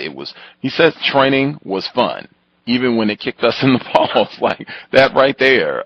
It's a very sadomasochistic presentation of violence and homoerotic violence. And even matter of fact, I was thinking he gives that anecdote about them putting ice down his drawers on his crotch as part of his, I guess, their bachelor celebration. You get a more intimate picture of him and these other white guys than you do anything related to his honeymoon. Like, all you get with that is just she was upset because it was 3 days and she let him know about it. Moving on, but you get this real erotic depiction of what he did with the fellas, before his marriage. Some of the other things that stood out, it was a fierce competition, and not just out on the training range. The officers were backstabbing each other. They'd go to the CO and dime each other out. White people do fight with other white people on a regular basis. Thought that was that they're, if they're doing this to one another, then you know what they would be willing to do to a black person. Lavina Johnson. I also thought it was significant when he talked about their competition for missions, and they ended up coming out second, and so they didn't get to go and kill and fight. And how disappointed it was the same way when they took the mission from the other group and they were upset with them and cursing at them, like they were jealous, like they had lost a lover or a potential sexual mate, and they're upset about it. Like this new guy, it's just a lot of homoerotic violence in this book throughout. That's a huge theme thus far. Let's see, anything else? I want to make sure I get the other caller. The scene about the bars, that right there, I thought that scene. Normally you go to bars to pick up girls. It seems to me, he's bragging about going to bars and beating up people. Like, I didn't get any sense at all of, hey, we went there and the girls lined up and it was a new face in every tent. I didn't get that at all. It was, we beat people, knocked people out, went to jail. It was great. We had a blast. Like that's the sense that I got from it. Let's see. Anything else stood out? The Christmas, I thought that was important as well. Got that. I think it's significant they have his wife pulled in the book, but I'll comment on that later.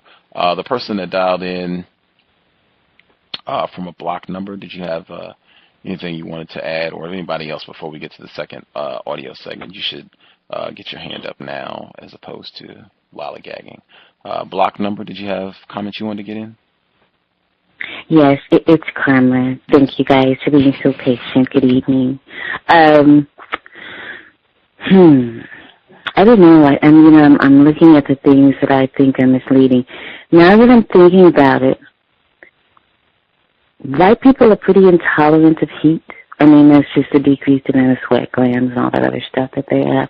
And he hasn't mentioned that not even once. I find that very strange. They are very intolerant of heat. They're intolerant of the heat here in Texas. And I said, so I think what's happening is every weakness is being eliminated from this book. And I said the same thing about the cold in Colorado. He made such a big deal about the cold in Colorado. But, I've been to Colorado. It's cold, but but I don't think that that's enough white people are there. I mean, they love Colorado. It's just great. So, I think he's being deliberately misleading about some things. And a second thing, the weaknesses. I think he's being deliberately misleading about the weaknesses. And the thing about, if I'm not mistaken, I believe it was it was Germany's stupidity about not adapting the vehicles for the climate that they were going to be used in, and just having to go through them, like every time they got, Russian sand or something, and then they just had to throw them away. And, he's talking about this, what they call them, the desert, the DPVs. It's like the same thing. They don't seem really good with equipment. It's like for technological, saying they're so technologically superior. I find that very strange. I find it strange that they're out there with vehicles that haven't been adapted to that environment. They get sand in the ball bearings, and I'm like, this isn't, a two-wheel vehicle. I mean, how smart is that? So that's kind of strange too, and I've been thinking about that. And then the other section where, they painted his body and beat him up and everything before his honeymoon, and I said, they were just marking their territory. That's what dogs do. Okay, we won't pee on them, but we'll paint them all up, and we'll put a couple of bruises on them, and then we'll hand them over to the woman, and when she sees him, she'll know that this is ours. It has our markings on it. And that just has all the markings of territoriality to me. And then I love this paragraph.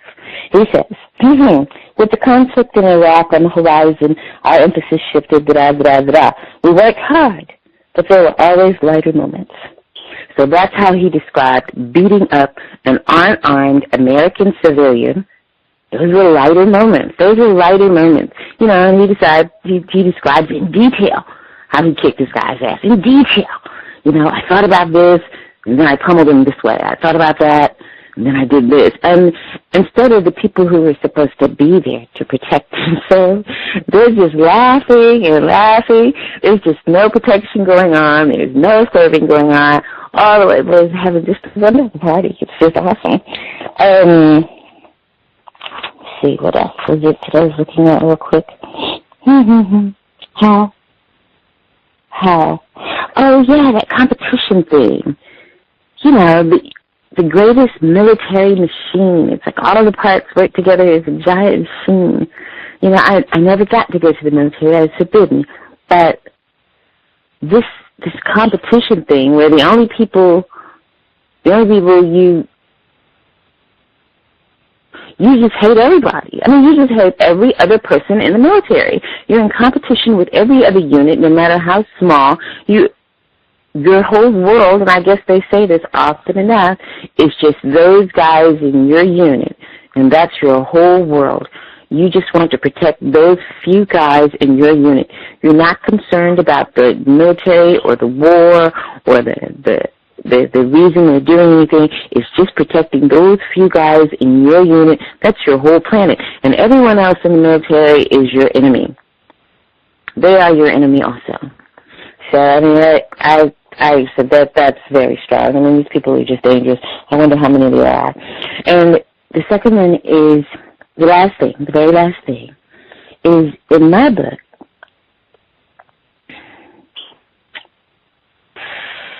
they took out the name of the Korean military ship. They said the Korean freighter, the North Korean freighter.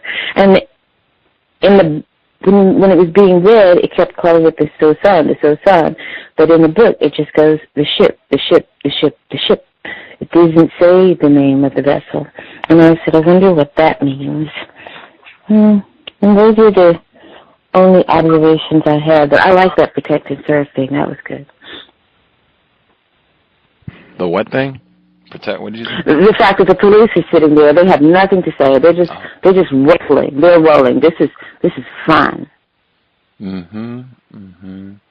And you see how they justify it? He's a thug, and he's a drug dealer, and he's stupid. Yeah. So it's like, and all code. This is a black person, so I mean, of course, this is justified, you know.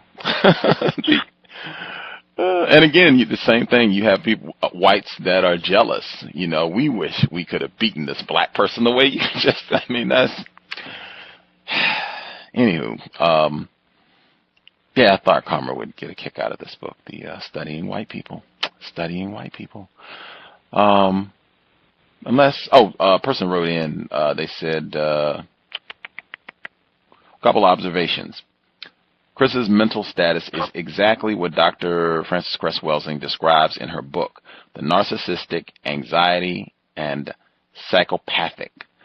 His developmental level is based on fantasy, TV tropes, and the notion of being a warrior. How violence and sex culture among these males, 8th and 9th area of activity. Absolutely. Them on the water taking over other oil tanker ships was like being pirates. And then the dehumanization in his mind of other humans not capable of feeling. I have more and wonder how many soldiers are now in domestic enforcement. Listener wrote that in. Unless folks had things that they wanted to get in before we get to the next. Well, it won't be an audio segment today because I think the audio is off. So if other people have the book, we could even do a little read-in session. That would be a cute way to start the year. People had asked about that before. People that have the book would like to take turns reading. That would be grand, and then I wouldn't have to read the whole thing, which is great. Maybe we can get through all of Chapter 4. I would consider that a victory. Anybody have anything else they wanted to get in before we get to Chapter 4? Yeah, a quick one, Gus. As I wrote you before several times, man, playing football, this sounds a lot like football camp, and especially with the sexual eroticism that you guys are discussing. I believe one of the guys on the line, I believe he mentioned before that he's a football coach, and I went to a primarily diverse school, and I mean, like, the stuff the white boys would do and talk about, would just kill me. And it was funny, the guy who called in earlier from Canada, he mentioned the movie. I forgot the name of it, but I saw that movie, and I remember they were in Iraq and Afghanistan, and they were pretty much acting like these guys because there was no war then. This was the first Gulf War, and they sat back and talked about, which hand was better to masturbate with, the left or right. Then they'll go in the room and practice it, and it was just crazy. It was like,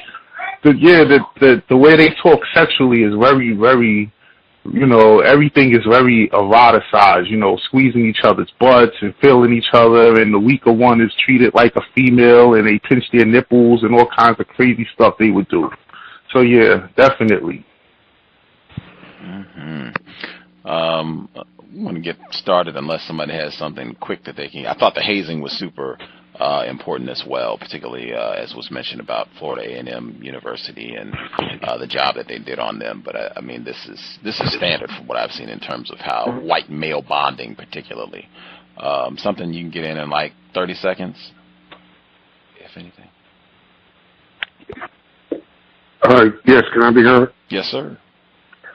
I just wanted to mention the speech that his wife was giving at the beginning. It sounded hypocritical based upon the way she felt while he was actually in the service and in another country and with the SEAL team. She felt jealous because he was becoming closer to his SEAL team. In other words, his SEAL team became his first love, and she felt like that he didn't, feel the same way about her as he did at first after he became a SEAL. But yet and still, when she was doing this speech with the NRA, she didn't mention any of that. So I just thought that hypocritical point should be brought up. I'll mute my line. Appreciate that. All righty. Again, it would be wonderful, any of the folks, if you actually have the book and would like to pitch in, we can take turns reading Chapter 4. That would be lovely. I will get us started, I guess. And I will say that, this is one of those, because we have listeners now who volunteered to do some reading for us, which is grand because I prefer not to read it. But a book like this where you have the white narrator, I think it's great just to be able to hear, like a caller in New York who's pointing out that he felt it sounded like Forrest Gump at times, and just I think that is critical to just another layer of understanding and what that reveals about the white psychology. But we will make do, and hopefully the audio will be all taken care of for next week. So I'm picking up, we're starting chapter 4, 5 minutes to live, 5 minutes to live. I'll read, I don't know, maybe 3 or 4 pages, and then if somebody wants to take over and read a little bit, they can switch from there. So this is chapter 4. For me, it's 128. Dune buggies and mud don't mix. Geared up and strapped in, I sat vibrating in the gunner's chair of the DPV shortly after nightfall, March 20th, 2003, as an Air Force MH-53 lifted off the runway in Kuwait. The vehicle had been loaded into the rear of the PAVE low aircraft, and we were en route toward the missions we'd spent the past several weeks rehearsing.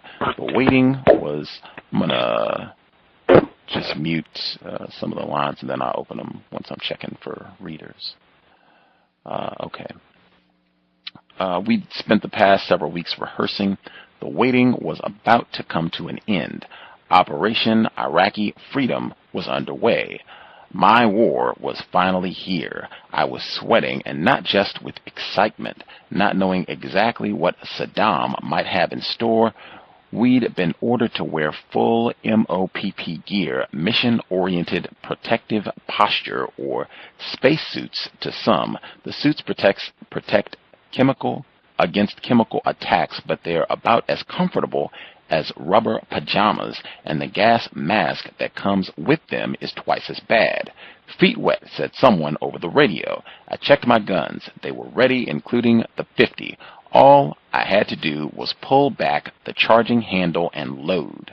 We were pointed straight toward the back of the helicopter. The rear ramp was not all the way up, so I could see out into the night. Suddenly, the black strip I was watching above the ramp speckled with red. The Iraqis had kicked on anti-aircraft radars and weapons that Intel had claimed didn't exist, and the chopper pilots began shooting off decoy flares and chaff to confuse them. Then came the tracers, streams of bullets arcing across the narrow rectangle of black. Damn, I thought, we're going to get shot down before I even get a chance to smoke someone. Somehow the Iraqis managed to miss us. The helicopter kept moving, swooping toward land. Feet dry, said someone over the radio. We were now over land. All hell was breaking loose. We were part of a team tasked to hit Iraqi oil resources before the Iraqis could blow them up or set them on fire as they had during Desert Storm in 1991.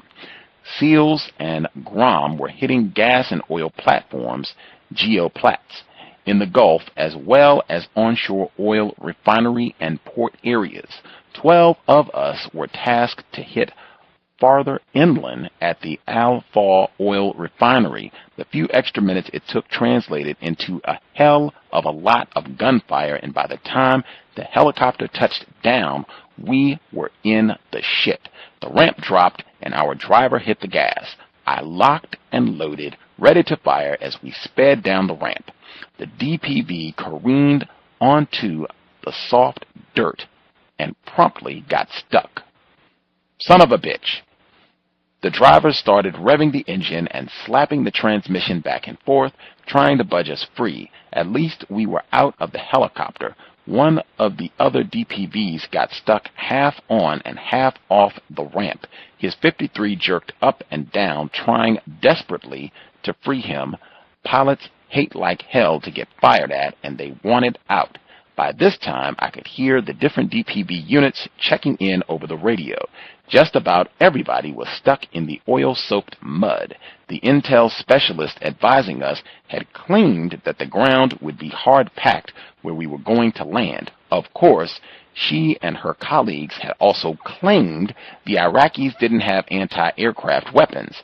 Like they say, military intelligence is an oxymoron. We're stuck, said our chief. Yeah, we're stuck too, said the lieutenant. We're stuck, said somebody else. Fuck, we gotta get out of here. All right, everybody get out of your vehicles and go to your positions, said the chief. I undid the 5-point harness, grabbed the 60 off the back, and humped in the direction of the fence that blocked off the oil facility. Our job was to secure the gate, and just because we didn't have wheels to do it with didn't mean it wasn't getting done. I found a pile of rubble in sight of the gate and set up the 60. A guy came up next to me with a Carl Gustav, technically a recoilless rifle. The weapon fires a badass rocket that can take out a tank or poke a hole in a building. Nothing was getting through the gate without our say-so. The Iraqis had set up a defensive perimeter outside the refinery. Their only problem was that we had landed inside. We were now between them and the refinery. In other words, behind their positions. They didn't like that all that much. They turned around and started firing at us. As soon as I realized that we weren't getting gassed, I threw off my gas mask. Returning fire with the 60, I had plenty of targets, too many, in fact. We were heavily outnumbered, but that was not a real problem. We began calling in air support. Within minutes, all sorts of aircraft were overhead. FA-18s, F-16s, A-10As, even an AC-130 gunship. The Air Force A-10s, better known as Warthogs, were awesome. They're slow-moving jets, but that's intentional. They're designed to fly low and slow so they can put a maximum amount of gunfire on ground targets. Besides bombs and missiles, they're equipped with a 30 mm Gatling cannon. Those Gatlings chewed the hell out of the enemy that night. The Iraqis rolled armor out of the city to get us, but they never got close. It got to the point where the Iraqis realized they were fucked and tried to flee. Big mistake. That just made them easier to see. The planes kept coming, nailing them. They had them zeroed in and zeroed them out. You'd hear the rounds coming past you in the air. Then you'd hear the echo, followed closely by secondary explosions and whatever other havoc the bullets caused. Fuck, I thought to myself, this is great. I fucking love this. It's nerve-wracking and exciting, and I fucking love it. We would be at gassed if someone wants to read for a few pages.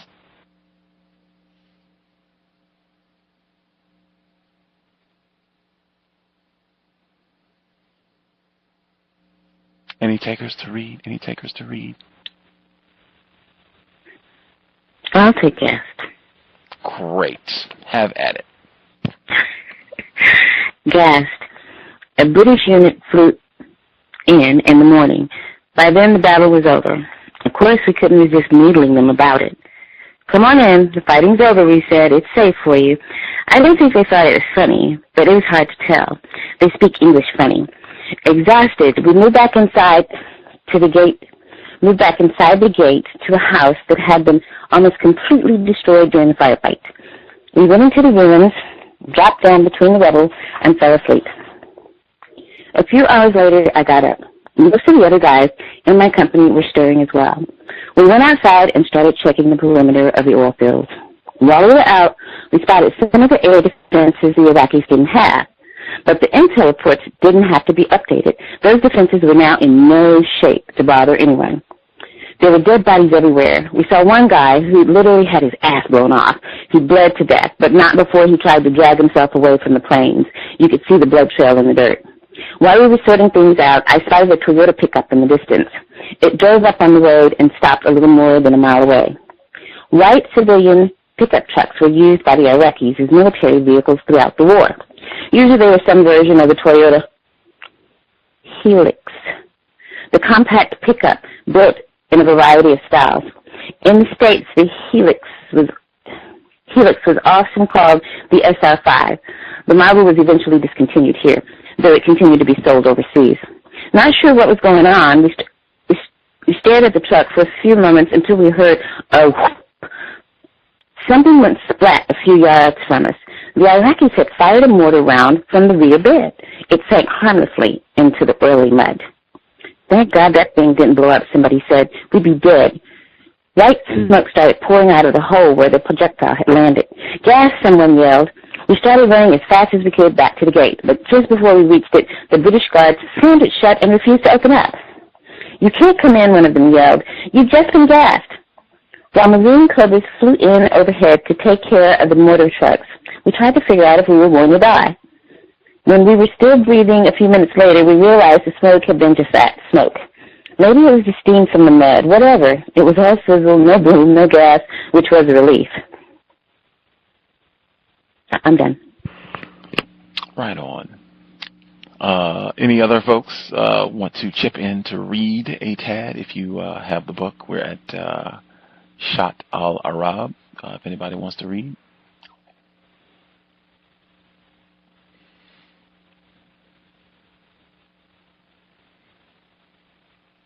Okie doke, I will read myself. Get the audio correct next time. So, Shat al-Arab. With Al-Fall secured, we rigged up 2 of our DPVs and hit the road, driving north to Shat al-Arab, the river that separates Iran and Iraq. As it flows out to the Gulf, our job was to look for suicide boats and mine layers that might be coming down the river to the Gulf. We found an old border station abandoned by the Iraqis and set up an observation post. Our ROEs when the war kicked off were pretty simple. If you see anyone from about 16 to 65 and they're male, shoot them. Kill every male you see. That wasn't official language, but that was the idea. Now that we were watching Iran, however, we were under strict orders not to fire, at least not at Iran. Every night, someone on the other side of the river would stand up and take a shot at us. We would dutifully call it in and ask for permission to return fire. The answer was always a very distinct no, very loud and clear. Looking back, this made a lot of sense. Our heaviest weapons were a Carl Gustav and 260s. The Iranians had plenty of artillery, and they had the position dialed in. It wouldn't have taken anything for them to hit us, and in fact, what they were probably trying to do was suck us into a fight so they could kill us. It did piss us off, though. Somebody shoots at you, you want to shoot back. After the high of the start of the war, our spirits sagged. We were just sitting around doing nothing. One of the guys had a video camera, and we made a video poking fun at it. There wasn't much else to do. We found a few Iraqi weapons and gathered them in a pile to be blown up, but that was it. The Iraqis weren't sending boats our way, and the Iranians would only fire a single shot, then duck and wait for us to react. About the most entertaining thing we could do was to wade in the water and piss in their direction. For a week, we took turns on watch, 2 guys on, 4 guys off, monitored the radio, and watched the water. Finally, we were relieved by another set of SEALs and headed back to Kuwait. The race to Baghdad. By now, the so-called race to Baghdad had begun. American and Allied units were streaming across the border, making large advances every day. We spent a few days hanging around our camp back in Kuwait, waiting for an assignment. As frustrating as our stay at the border station was, this was worse. We wanted to be in action. There were any number of missions we could have accomplished, eliminating some of those non-existent air defenses farther into Iraq, for example, but the command didn't seem to want to use us. Our deployment had been extended so that we could take part in the beginning of the war, but now the rumor was that we would be rotated back to the States and replaced by Team 5. No one wanted to leave Iraq now that the action was getting hot. Morale hit rock bottom. We were all pissed off. To top things off, the Iraqis had sent some Scuds over just before the war started. Most had been taken care of by Patriot missiles, but one got through. Wouldn't you know it, took out the Starbucks where we'd hung out during our pre-war training. That's low, hitting a coffee place. It could have been worse, I guess. It could have been a Dunkin' Donuts. The joke was that President Bush only declared war when the Starbucks was hit. You can mess with the UN all you want, but when you start interfering with the right to get caffeinated, someone has to pay. We stayed for 3 or 4 days grousing and depressed the whole time. Then finally, we joined the Marine push in the area of Nazaria. We were back in the war. Near Nazaria. Nazaria is a city on the Euphrates River in the southern Iraq, about 125 miles northwest of Kuwait. The city itself was taken by the Marines on March 31st, but action in the area, on March 31st, but action in the area continued for quite some time as small groups of Iraqi soldiers and Fedayeen continued to resist and attack Americans. It was near Nazaria that Jessica Lynch was captured and held during the first few days of the war. Some historians believe that the fighting in the area was the fiercest the Marines encountered during the war, comparing it with the most ferocious firefights in Vietnam and later in Fallujah. Besides the city itself, the Marines took Jaliba airfield, several bridges over the Euphrates, and highways and towns that secured the passage to Baghdad during the early stages of the war. Along the way, they began encountering the sort of fanatical insurgency that would characterize the war after Baghdad fell. We had an extremely small part in the conflict there. We got into some very intense battles, but the bulk of the action was by Marines. Obviously, I can't write about most of that. What I saw of the overall battle was like looking at an enormous landscape painting through a tiny straw. When you're working with Army and Marine Corps units, you immediately notice a difference. The Army is pretty tough, but their performance can depend on the individual unit. Some are excellent, filled with hoorah and first-class warriors.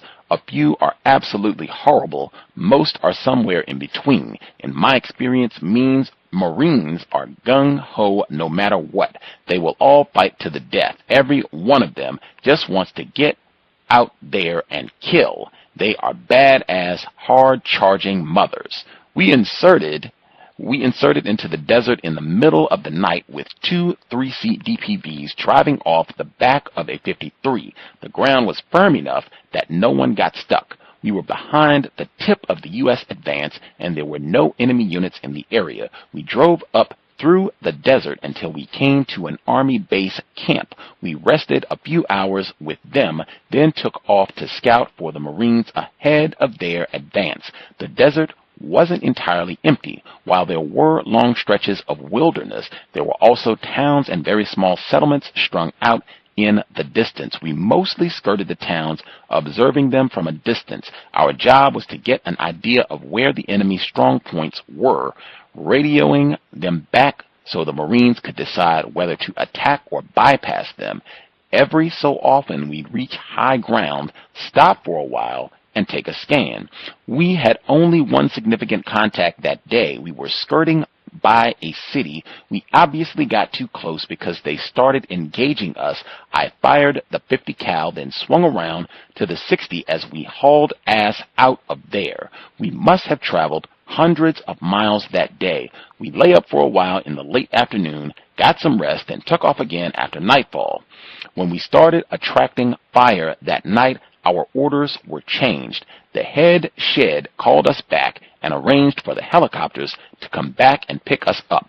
You might think that our job was to attract fire since that revealed where the enemy was. You might think that the fact that we were close enough to get the enemy to fire meant we had discovered a significant force that was previously unknown. You might think that meant we were doing well. You might be right, but to our CO, it was all wrong. He wanted us not to get contacted. He didn't want to risk any casualties, even if that meant we couldn't do our mission properly. And I should add that despite the gunfire and the earlier contact, we had not taken any casualties. We were pissed. We went out expecting to be scouting for a week. We had plenty of fuel, water, and food, and had already figured out how to get resupplied if we needed to. Hell, we could have gone all the way to Baghdad, which at the moment was still in Iraqi hands. We reported back to base dejected. That wasn't the end of the war for us, but it was a bad sign of what lay ahead. You have to understand, no SEAL wants to die. The purpose of war, as Patton put it, is to make the other dumb bastard die. But we also want to fight. Part of it is personal. It's the same way for the athlete. An athlete wants to be in a big game, wants to compete on the field or in the ring. But another part, a bigger part, I think, is patriotism. It's the sort of thing that if it has to be explained, you're not going to understand. But maybe this will help. One night later on, we were in an exhausting firefight. 10 of us spent roughly 48 hours in the second story of an old abandoned brick building, fighting in 100-degree plus heat, wearing full armor. Bullets flew in, demolishing the walls around us practically nonstop. The only break we took was to reload. Finally, as the sun came up in the morning, the sound of gunfire and bullets hitting brick stopped. The fight was over. It became eerily quiet. When the Marines came in to relieve us, they found every man in the room either slumped against a wall or collapsed on the floor, dressing wounds or just soaking in the situation. One of the Marines outside took an American flag and hoisted it over the position. Someone else played the national anthem. I have no idea where the music came from, but the symbolism and the way it spoke to the soul was overwhelming. It remains one of my most powerful memories. Every battle-weary man rose, went to the window, and saluted. The words of the music echoed in each of us as we watched the stars and stripes wave literally in dawn's early light. The reminder of what we were fighting for caused tears as well as blood and sweat to run freely from all of us. I lived in the literal meaning of the land of the free and home of the brave. It's not corny for me. I feel it in my heart. I feel it in my chest. Even at a ball game, when someone talks during the anthem or doesn't take off his hat, it pisses me off. I'm not one to be quiet about it either. For myself and the SEALs I was with, patriotism and getting into the heat of the battle were deeply connected, but how much a unit like ours can fight depends a lot on leadership. Much of it is up to the head shed and the officers who lead us. SEAL officers are a real mix. Some are good, some are bad, and some are just pussies. Oh, they may be tough individuals, but it takes more than personal toughness to be good leaders. The methods and goals have to contribute to the toughness. Our top command wanted us to achieve 100% success and do it with 0 casualties. That may sound admirable. Who doesn't want to succeed and who wants anyone to get hurt? But in war, those are incompatible and unrealistic. If 100% success, 0 casualties are your goal, you're going to conduct very few operations. You will never take any risks, realistic or otherwise. Ideally, we could have done sniper overwatches and undertaken scouting missions for the Marines all around Nigeria. We could have been a much bigger part of the Marines' drive. We might have saved some of their lives. We wanted to go out at night and hit the next big city or town the Marine Corps was going to pass through. We'd soften the target for them, killing off as many bad guys as we could. We did do a few missions like that, but it was certainly a lot less than we could have done. We have 8 pages left in the chapter. Anyone want to take a few pages?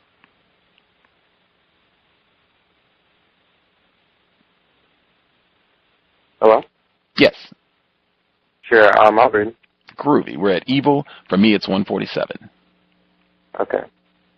Evil. I had never known that much about Islam. Raised as a Christian, obviously I knew there had been religious conflicts for centuries. I knew about the Crusades, and I knew that there had been fighting and atrocities forever. But I also knew that Christianity had evolved from the Middle Ages. We don't kill people because they're a different religion.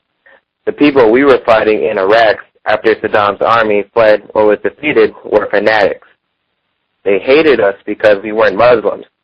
They wanted to kill us, even though we just booted out their dictator because we practiced a different religion than they did. Isn't religion supposed to teach tolerance? People say you have to distance yourself from your enemy to kill him. If that's true, in Iraq, the insurgents made it really easy. The fanatics, we thought, valued nothing but their twisted interpretation of religion. And half the time, they just claimed they valued their religion. Most didn't even pray. Quite a number were drugged up so they couldn't fight us. Many of the insurgents were cowards. They routinely used drugs to stoke their courage. Without them alone, they were nothing. I have a tape somewhere showing a father and a girl in the house that was being searched. They were downstairs for some reason. A flashbang went off upstairs. On the video, the father hides behind the girl, afraid that he's going to be killed and ready to sacrifice his daughter. Hidden bodies. They may have been cowards, but they could certainly kill people. The insurgents didn't worry about ROEs or court-martials. If they had the advantage, they would kill any Westerner they could find, whether they were soldiers or not. One day we were sent to a house where we had heard might be U.S. prisoners. We didn't find anyone in the building, but in the basement there were obvious signs that the dirt had been disturbed. So we set up lights and started digging. It wasn't long before I saw a pants leg, then a body, freshly buried. An American soldier, Army. Next to him was another, then another man, this one wearing Marine camis. My brother had joined the Marines a little before 9/11. I hadn't heard from him, and I thought that he had deployed to Iraq. For some reason, as I pulled the dead body up, I was sure it was my brother. It wasn't. I said a silent prayer, and we kept digging. Another body, another Marine. I bent over and forced myself to look. Not him. But now, with each man we pulled out of that grave, and there were a bunch, I was more and more convinced I was going to see my brother. My stomach tightened. I kept digging. I wanted to puke. Finally, we were done. He wasn't there. I felt a moment of relief, even elation. None of them were my brother. Then I felt tremendous sadness for the murdered young men whose bodies we had pulled out. When I finally heard from my brother, I found out that even though he was in Iraq, he hadn't been anywhere near where I'd seen those bodies. He'd had his own scares and hard times, I'm sure, but hearing his voice just made me feel a lot better. I was still big brother, hoping to protect him. Hell, he didn't need me to watch over him. He was a Marine, and a tough one. But somehow, those old instincts never go away. At another location, we found barrels of chemical material that was intended for use as biochemical weapons. Everyone talks about there being no weapons of mass destruction in Iraq, but they seem to be referring to completed nuclear bombs, not the many deadly chemical weapons or precursors that Saddam had stockpiled. Maybe the reason is that the writing on the barrels showed that the chemicals came from France and Germany, our supposed Western allies. The thing I always wonder about is how Saddam was able to hide before we actually invaded. We'd given so much warning before we came in that he surely had time to move and bury tons of material. Where it went, where it will turn up, what it will poison, I think those are pretty good questions that have never been answered. One day, we saw some things in the desert and thought they were buried IEDs. We called the bomb disposal people, and they came out. Lo and behold, what they found wasn't a bomb, it was an airplane. Saddam had buried a bunch of his fighters in the desert. He had them covered with plastic and tried to hide them. Probably he figured we'd come through like we did in Desert Storm, hit quick and then leave. He was wrong about that. We're going to die. We continued working with the Marines as they marched north. Our missions would typically take us out ahead of their advance, scouting for knots of defenders. Although we had intel that there were some enemy soldiers in the area, there weren't supposed to be any large units. By this time, we were working with the entire platoon, all 16 of us. We came up to a small building compound at the edge of a town. Once we were there, we began taking fire. The firefight quickly ratcheted up, and within a few minutes, we realized we were surrounded, our escape cut off by a force of several hundred Iraqis. I started killing a lot of Iraqis. We all were. But for everyone we shot, 4 or 5 seemed to materialize to take their place. This went on for hours, with the fighting stoking up, then dying down. Most firefights in Iraq were sporadic. They might be very intense for a few minutes, but perhaps even an hour or more. But eventually the Iraqis would withdraw, or we would. That didn't happen here. The fight continued in waves all through the night. The Iraqis knew they had us outnumbered and surrounded, and they weren't quitting. Little by little, they started getting closer and closer, until it became obvious that they were going to overrun us. We were done. We were going to die. Or worse, we'd be captured and made prisoners. I thought about my family and how horrible that would all be. I determined I was dying first. I fired off more of my rounds, but now the fight was getting closer. I was starting to think about what I would do if they charged us. I'd use my pistol, my knife, my hand, anything. And then I would die. I thought of Taya and how much I loved her. I tried not to get distracted by anything, tried concentrating on the fight. The Iraqis kept coming. We estimated we had 5 minutes to live. I started counting it off in my head. I hadn't gotten very far when our company radio squeaked with the transmission. We're coming up on your 6. Friendlies were approaching our position. The cavalry, the Marines, actually. We weren't going to die. Not in 5 minutes, anyway. Thank God. Out of the fight. That action turned out to be our last significant encounter during that deployment. The CO pulled us back to base. It was a waste. The Marines were going to Naziria every night, trying to clear the place out as the insurgency stoked up. They could have given us our own section that we could patrol. We could have rolled in and taken out the bad guys, but the CO vetoed it. We heard it at the forward bases and camps where we were sitting around and waiting for something real to do. The GROM, the Polish Special Forces, were going out and doing jobs. They told us we were lions led by dogs. The Marines were blunter. They'd come back every night and bust on us. How many of y'all did y'all get tonight? Oh, that's right. Y'all didn't go out. Ball busters. But I couldn't blame them. I thought our head shed was a bunch of pussies. We had started training to take down Makarian Dam northeast of Baghdad. The dam was important not only because it provided hydroelectric power, but because if it were allowed to flood, it could have slowed military forces attacking Iraqis in the area. But the mission was continually postponed and finally given to SEAL Team 5 when they rotated into the Gulf toward the end of our stay. The mission, which followed our basic plan, was a success. There are many things we could have done. How much of an impact on the war they would have had, I have no idea. We certainly could have saved a few lives here and there, maybe shortened some conflicts by a day or more. Instead, we were told to get ready to go home. Our deployment was over. I sat back at base for a couple of weeks with nothing to do. I felt like a little fucking coward playing video games and waiting to ship out. I was pretty pissed. In fact, I was so mad I wanted to leave the Navy and give up being a SEAL. Context of White Supremacy. Thank you to everyone for chipping in and reading. Make the best of a situation. We still got where I wanted to go in the book. We should be picking up on Chapter 5 next Friday. Sniper. Chapter 5 for next week. Again, thank you to the folks who helped out with the reading. I was glad I didn't have to read the whole thing. For folks who would like to chime in, the number to dial is 760-569-7676, and the code is 564-943#. Press star 6 if you would like to participate. I hate it when I'll be reading passages that I would highlight, but it's a little more difficult if you're reading aloud. But yeah, I still managed to get my highlighter active. Everyone who dialed in with a hand up, your line should be open if you had thoughts, things you wanted to contribute.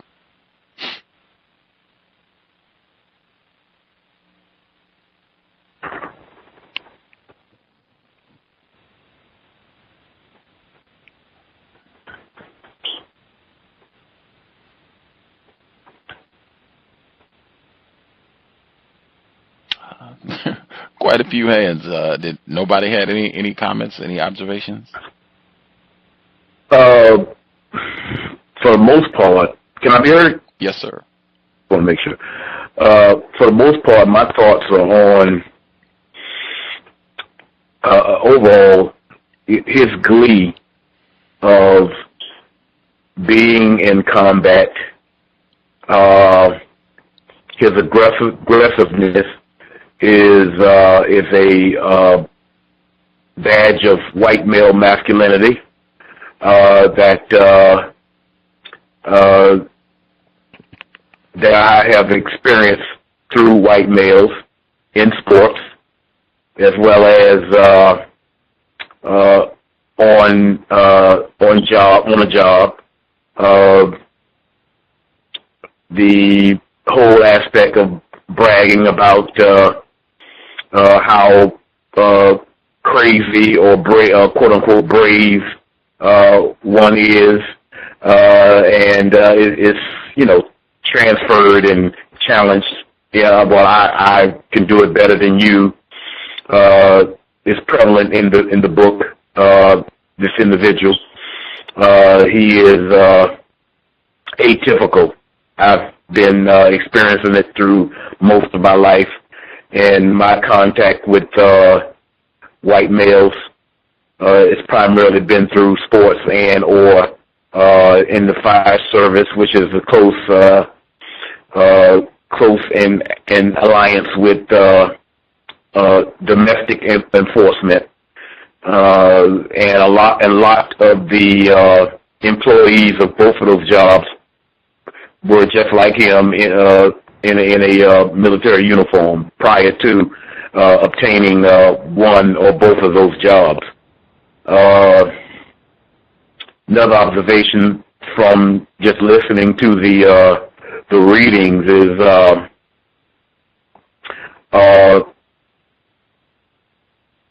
in the necessity on the maintenance of the system of racism, white supremacy. Just to show you the tremendous amount of violent advantage that they had been asserting over the, for the most part of the 20th century, and in the new 21st century. For the most part, when they waged war against non-white people, they were waging war against them right in the area where those non-white people stay at. I would say some of the most difficult situations they were in were like against the non-white people that are called Japanese, because at that time the waterways is close in proximity to this person because he was in the Navy. The waterways were vast, and the race soldiers were not in total control of the waterways at the time, so they had to go about the means of securing that, which they eventually got to the point to whereas, we would stand, if we land in Japan itself, we would stand the issue of having to lose more life, so they just dropped those terrible atomic bombs on those non-white people. Moving up to present day times, I think what they get the most out of the killing that they do now is practice. It's practice and continue live drills and whatnot as far as that concerns. So they can also insert some of those tactics and strategies right here where we're speaking from. Those individuals join domestic enforcement, and they become the teachers.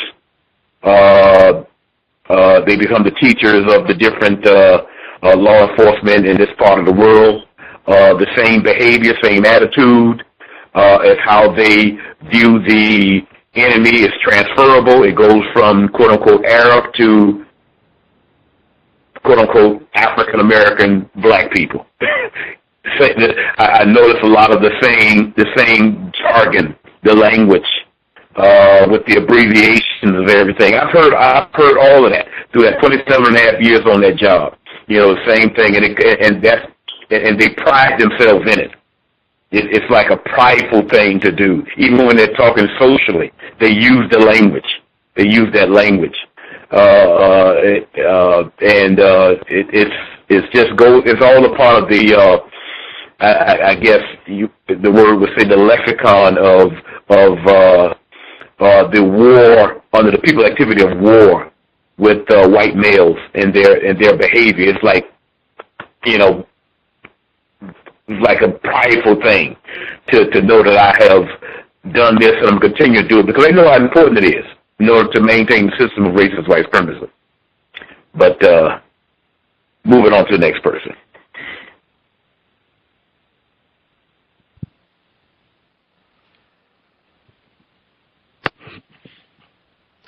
All the other folks who had a hand up, line should be open. Do y'all have anything that stood out from second reading, second portion of text? May I be heard? Yes, ma'am.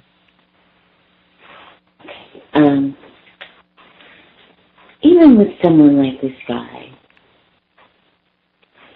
you would think, I'm sorry, Mr. Chris Kyle, you would think he would be, I'm surprised there's no, maybe we'll get there later, that part where you revel in the terror of the person you're killing. I said, so are there white killers out there who just want to kill and don't get that visceral thrill of seeing the terror and the pain and the suffering? Because none of that's in there, and I don't know if they're leaving it out deliberately because it's just talking about, the killing.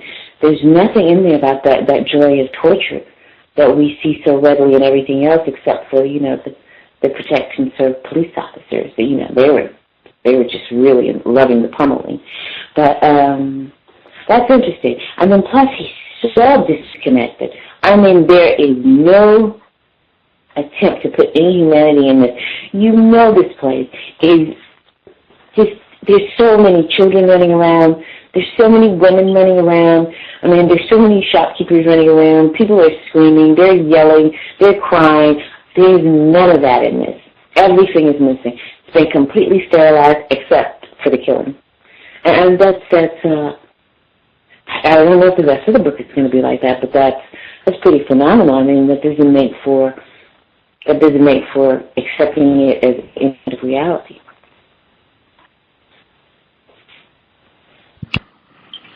Just going to get in really quick that I the audio book flashed forward, unfortunately, so I think some of what we heard in the future in terms of the Punisher, which is basically a skull insignia that I guess his particular unit, that they would wear as a part of their garb, their military uniform.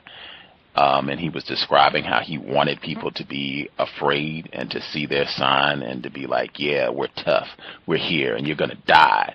It sounded very much in the vein of kind of what you were talking about, that reveling and enjoying the people that you're killing being afraid and in terror of you. It sounded, I don't know, and that was, was disconnected, but just a little snippet that I heard sounded like some of that might be coming up down the road, but we'll have to wait and see.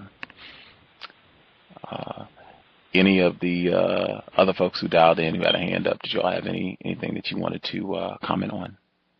Everyone? Yes, can I be heard? Yes, sir. Okay. I would like to say that this book is feeding into the propaganda, of how the media portrayed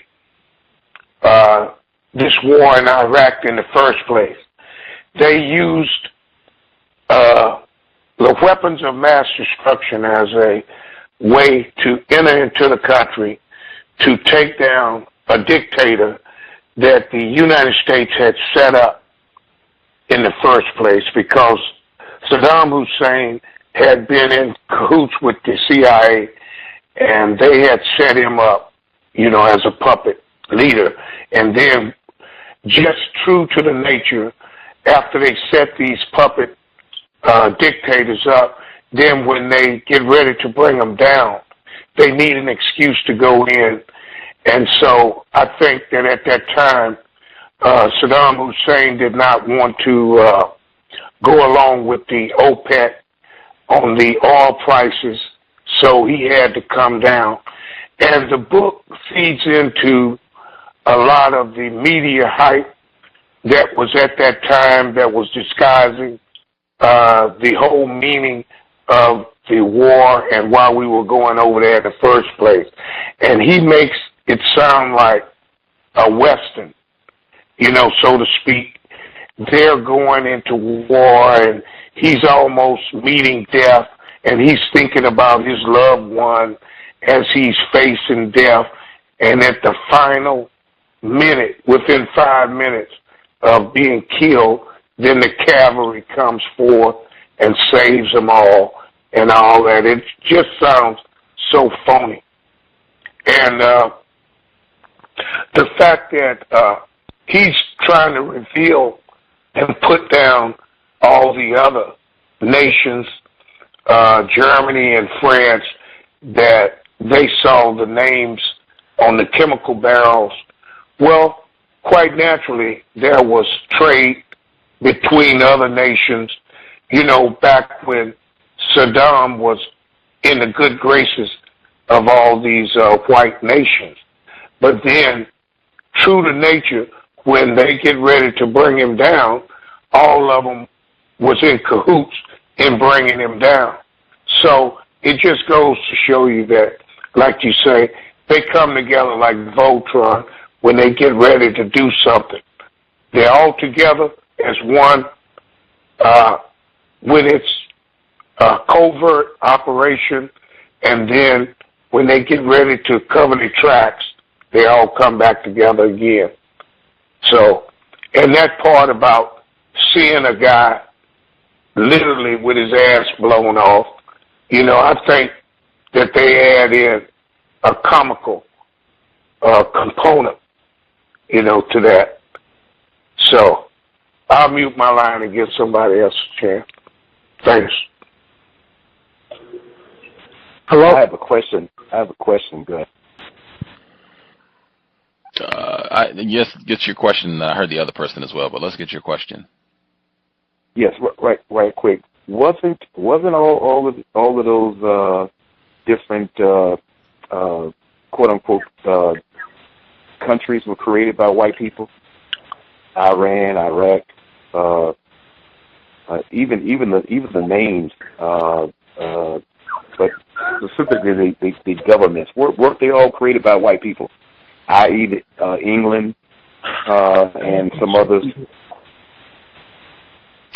I think that that's correct in terms of them setting up the geographic borders that are going to define, you know, where this quote-unquote nation is. And then, you know, as Mr. Demerford was just saying, they, their own evidence has shown that they have been complicit frequently in whom is elected or who happens to be the person that is in charge in these areas as well. So, absolutely.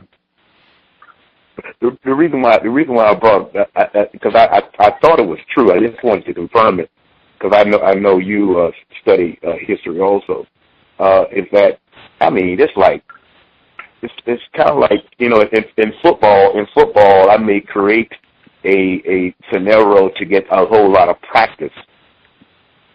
So I can get a whole lot of practice. Something I create, I can also destroy anytime I feel like it. I could dismantle it. I can manipulate it in any type of way that I want to manipulate it. The so-called leaders and whatnot. If just like the last caller was saying, as soon as that person transgresses against my orders, I can remove them and replace them with something else. You know, it's like playing. It's like playing in a serious sense. Of course they are. But when we play, we would really be playing, you know, from a standpoint of not being centered on something direct and destructive. But even when they are playing, they have a talk about the races. They have a plan. They have an agenda, and whatnot. And I find it very interesting, especially when you study the history of war. And very interesting, the whole idea of all of those places that they're talking about, and they put place over the name of those places, the word terror, that they created all of them. Amazing. Amazing. Absolutely. The other caller, I heard you speak up. Did you have something you wanted to get in as well? Yes, I did. Yeah, I noticed the whole correlation between sports and war. And it brings me back to, like, watching lectures with Dr. Africa and how he says if you watch sports while the TV's on mute, it's like watching military in motion. They get into huddles, they come out of huddles, run plays, and it's all about gaining an advantage on the other opponent. And just the whole theme in this recent reading today, you get that theme, like the whole brotherhood is us against them, and like the fight to the finish. And yeah, I mean that's one of the main things I picked up on, is that whole sports correlation being military in motion with these guys, and and they have their own little clique, and they call each other brothers, and that's how a lot of these guys in sports relate to themselves. They relate to themselves as brothers, but that's another story for another day. But that doesn't appear to be when it comes to the non-white people. When things happen to them on the sports field in the military, they don't get the backing of the white people when they're being mistreated. And that's about it. That's all I have for now. And it's an interesting read so far. Very interesting. I concur. I generally wouldn't. This is not the normal type of fiction that I would race for, but I think Dr. Welsing and others encourage studying white people. This is definitely, I think, one that gives you great insight. I would be interested to hear Dr. Marimba Ani's thoughts on this. If somebody, is in a talk or you see her, ask her thoughts given what she's written. One of our listeners, she tweeted in, this disturbing book shows the disgusting, barbaric behavior of so-called heroes in their personal and professional lives. Well said. Some of the things I wanted to make sure I got in as well. We should have time for other folks to get in as well. The whole patriotism thing, oh my Lord, that was it was very Hollywood. Like people have been mentioning some of the films that have come to mind just hearing all of this, and then they made it into a film, and Jarhead and all that. That just everything about it, like the story that he had with it. I mean, if I have been injured, I know I want medical attention. I know this is not time for singing and medical attention, man. What is that? Just everything about that just seemed very Hollywood and fabricated. Maybe it did happen, but it just white people don't get the benefit of the doubt. But that whole portion when it came up, it was so fitting. The music that I had in the background of the introduction today was the song Patriotism. Oh man, it's so fitting. They have Ronald Reagan sound clipped in the background, and I mean, it's just pointing out all of the hypocrisy of whites who say they are coming in the name of democracy and civilization. It was so fitting. I didn't even know that he was going to have this big chunk on patriotism today. Also, let's see. It seems like the wanting to fight, the lusting to go and fight. It's, I mean, it's just we touched on that a lot. It reminded me of General Patton. I was going to play General Patton as the introduction. I was juggling to try to figure out whether I was going to do General Patton or go with the wife and her speech at the NRA, and I went with the NRA speech just because she's in the book. But I almost went with the speech at the beginning of the movie Patton. Mr. Fuller talks about this. He said this is so indicative of whites. But if you haven't seen the movie Patton, you should check it out.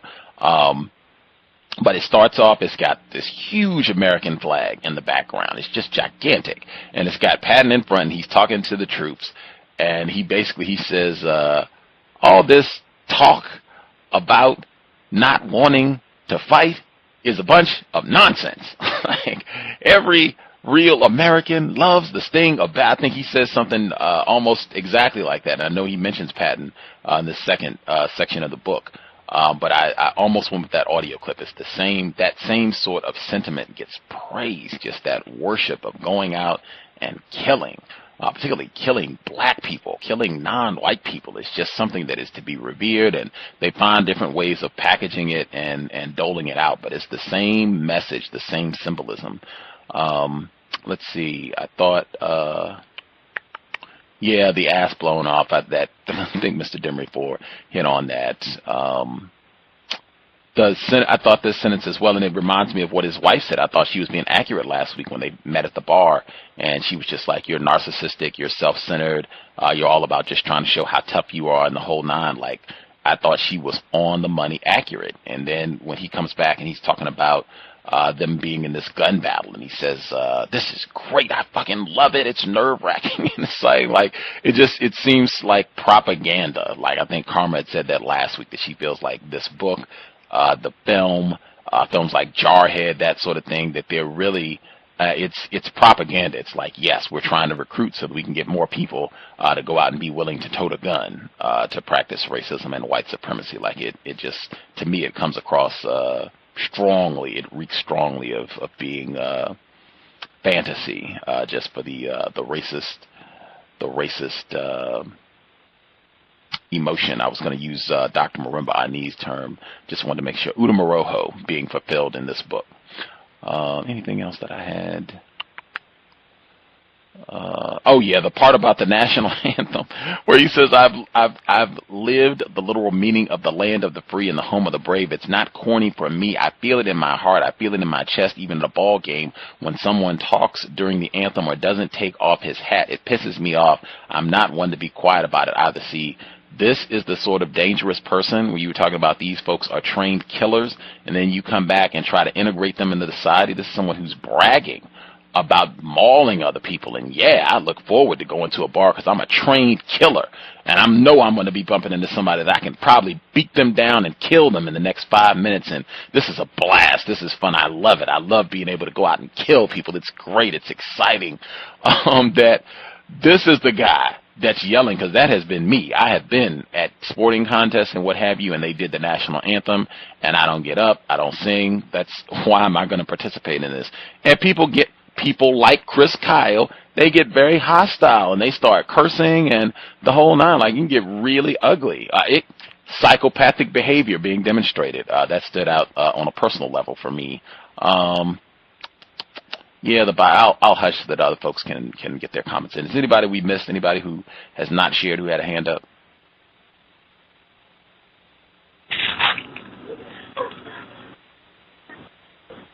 Hello, can I be heard? Yes, sir. Yeah, that happened to me before too. I got cursed out for not participating, but actually I was a kid, and I went to I was big into wrestling. More white pathology, but my aunt, she took me to a wrestling match, and I stood up for the Russian national anthem because I liked the Russian Nikolai Volkov and Iron Sheik, and man, they booed me. Grown men, I was about like 9 or 10. I mean, my aunt had to console me. It was horrible, but yeah, I remember that. And they, stand for the Russian national anthem. Everybody's supposed to boo, and I stood up because that was my favorite wrestlers. And they just got me, man. But that's all I'm going to add. I'm in the store now. Oh, right on.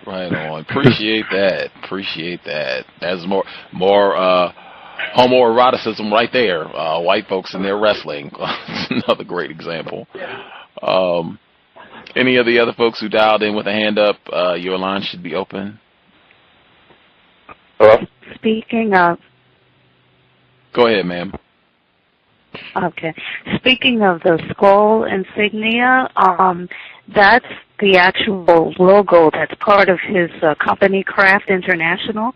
So I found that interesting, and I think that at least two of his contractors were there during the Boston bombing. They were those that were wearing the backpacks with the private contractor gear on.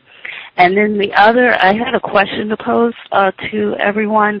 I'm someone that has worked around those law enforcement and in the military, and most of them, of course, have been white males. And I often hear them use the term brother and bro amongst each other, as the other caller mentioned. That's used in the terminology used in sports. But when I first heard that used amongst white males, I immediately thought of them getting that from black men, because I know that amongst our culture we tend to use bro or say bro or sister or something like that. And I'm just wondering if anyone, is that something that whites have gotten from us? Because I first heard it used among other blacks. So that's just a question I have, because the white males, and it's almost exclusively been white males that have used that when I've been in that environment, and they'll actually use the term bro.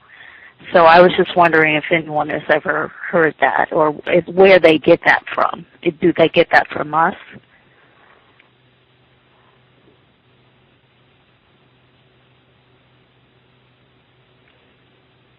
They get everything from us.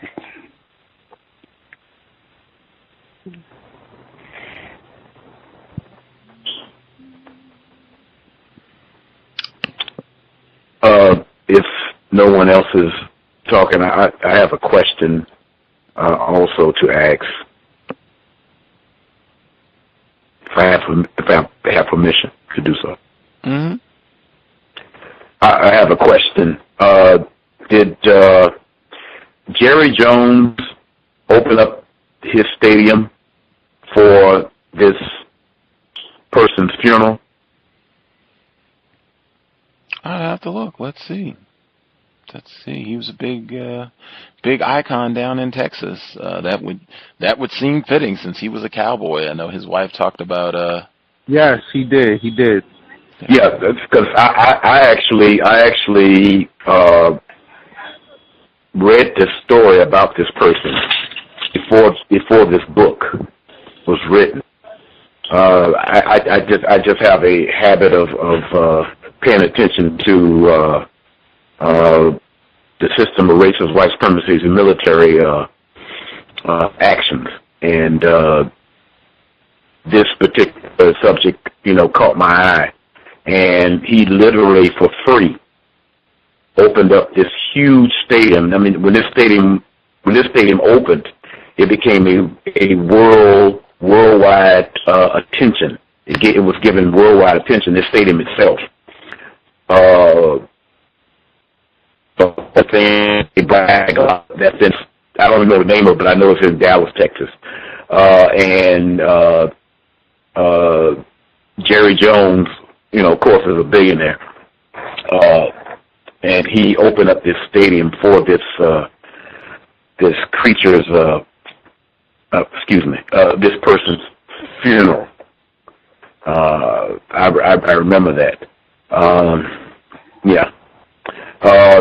Also, I don't stand up. I go to a lot of sporting events from being a football coach since 1981. Go to a lot of ball games, and I don't stand up for the national anthem. And I actually have an attitude that I dare somebody to ask me about why I'm sitting down. Unfortunately, at a lot of sporting events that are primarily upwards to 90% non-white black people, they stand up routinely also, which is not to be unexpected, but nevertheless, I've been to ball games such as the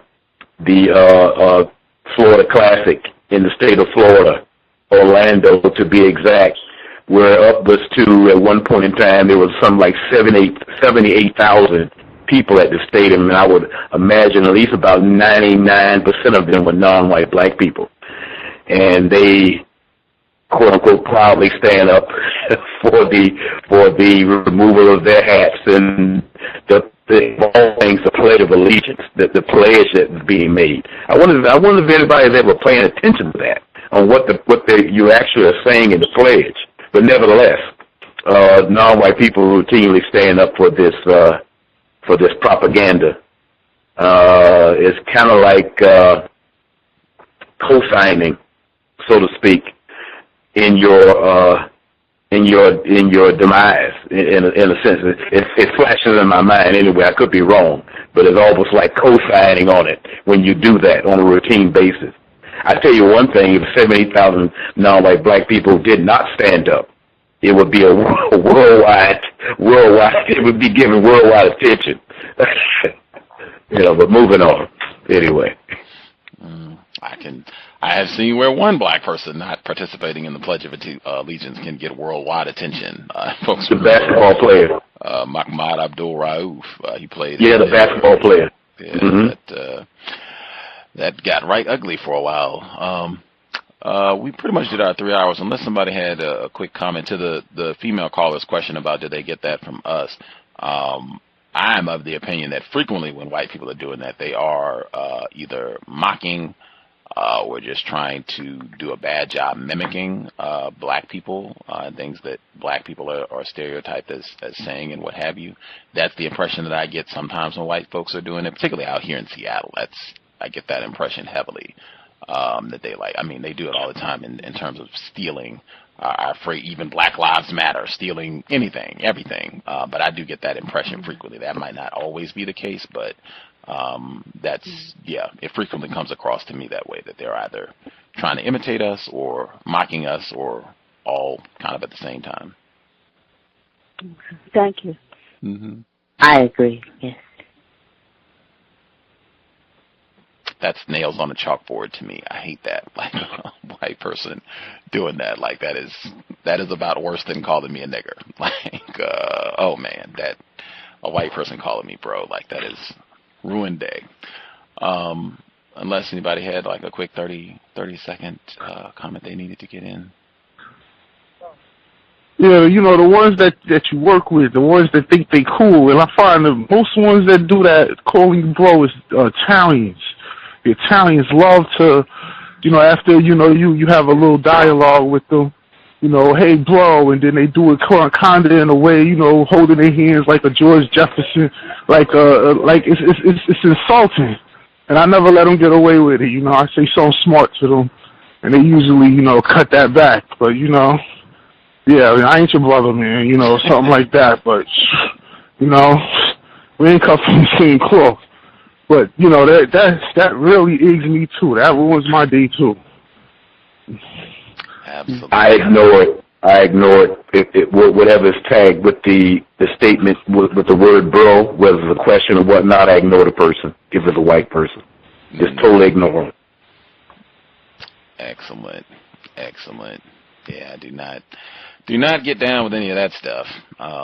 Anywho, we should be in tomorrow, the compensatory call-in, workplace racism, news and observations from the last 7 days.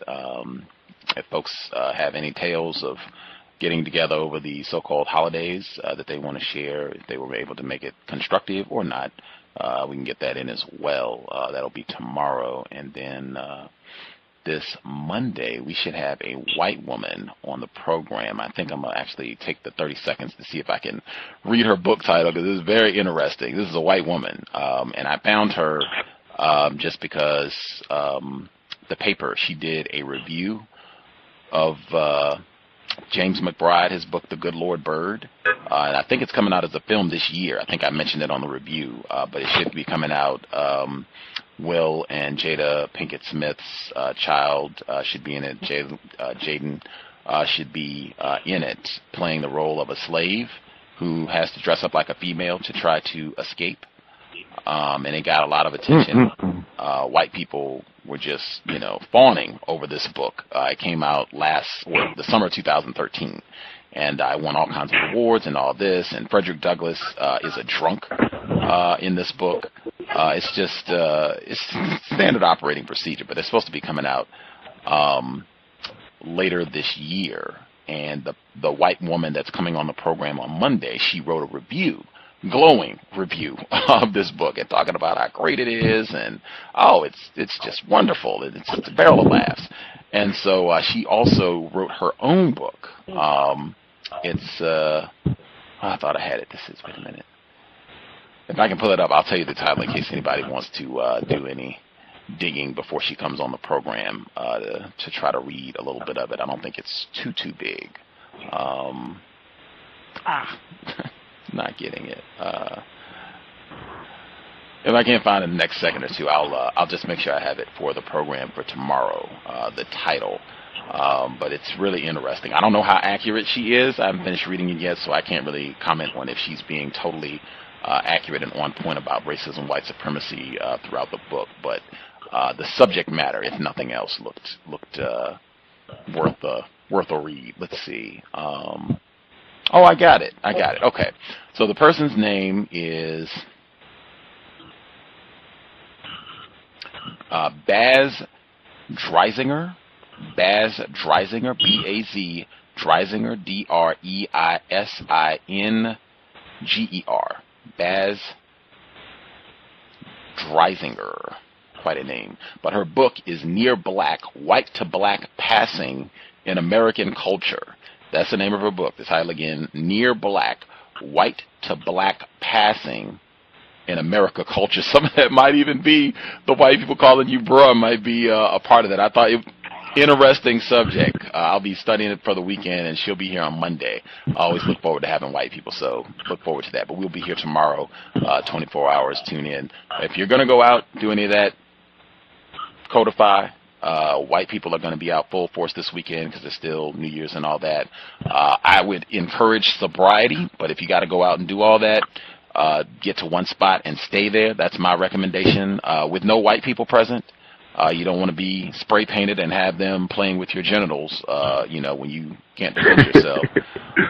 But yeah, I would codify that. You do not want to get behind the wheel when you have consumed anything. It's one of the absolute worst possible decisions you can make under the system of racism, white supremacy. You're making the job for Daniel Pantaleo or Darren Wilson or Daniel Holtzclaw, you're making their job 1,000 times easier. So I would encourage sobriety. If you got to consume, codify. With that, Creator, we ask that you help us remain patient with other black people. We ask that you help us remain patient with ourselves.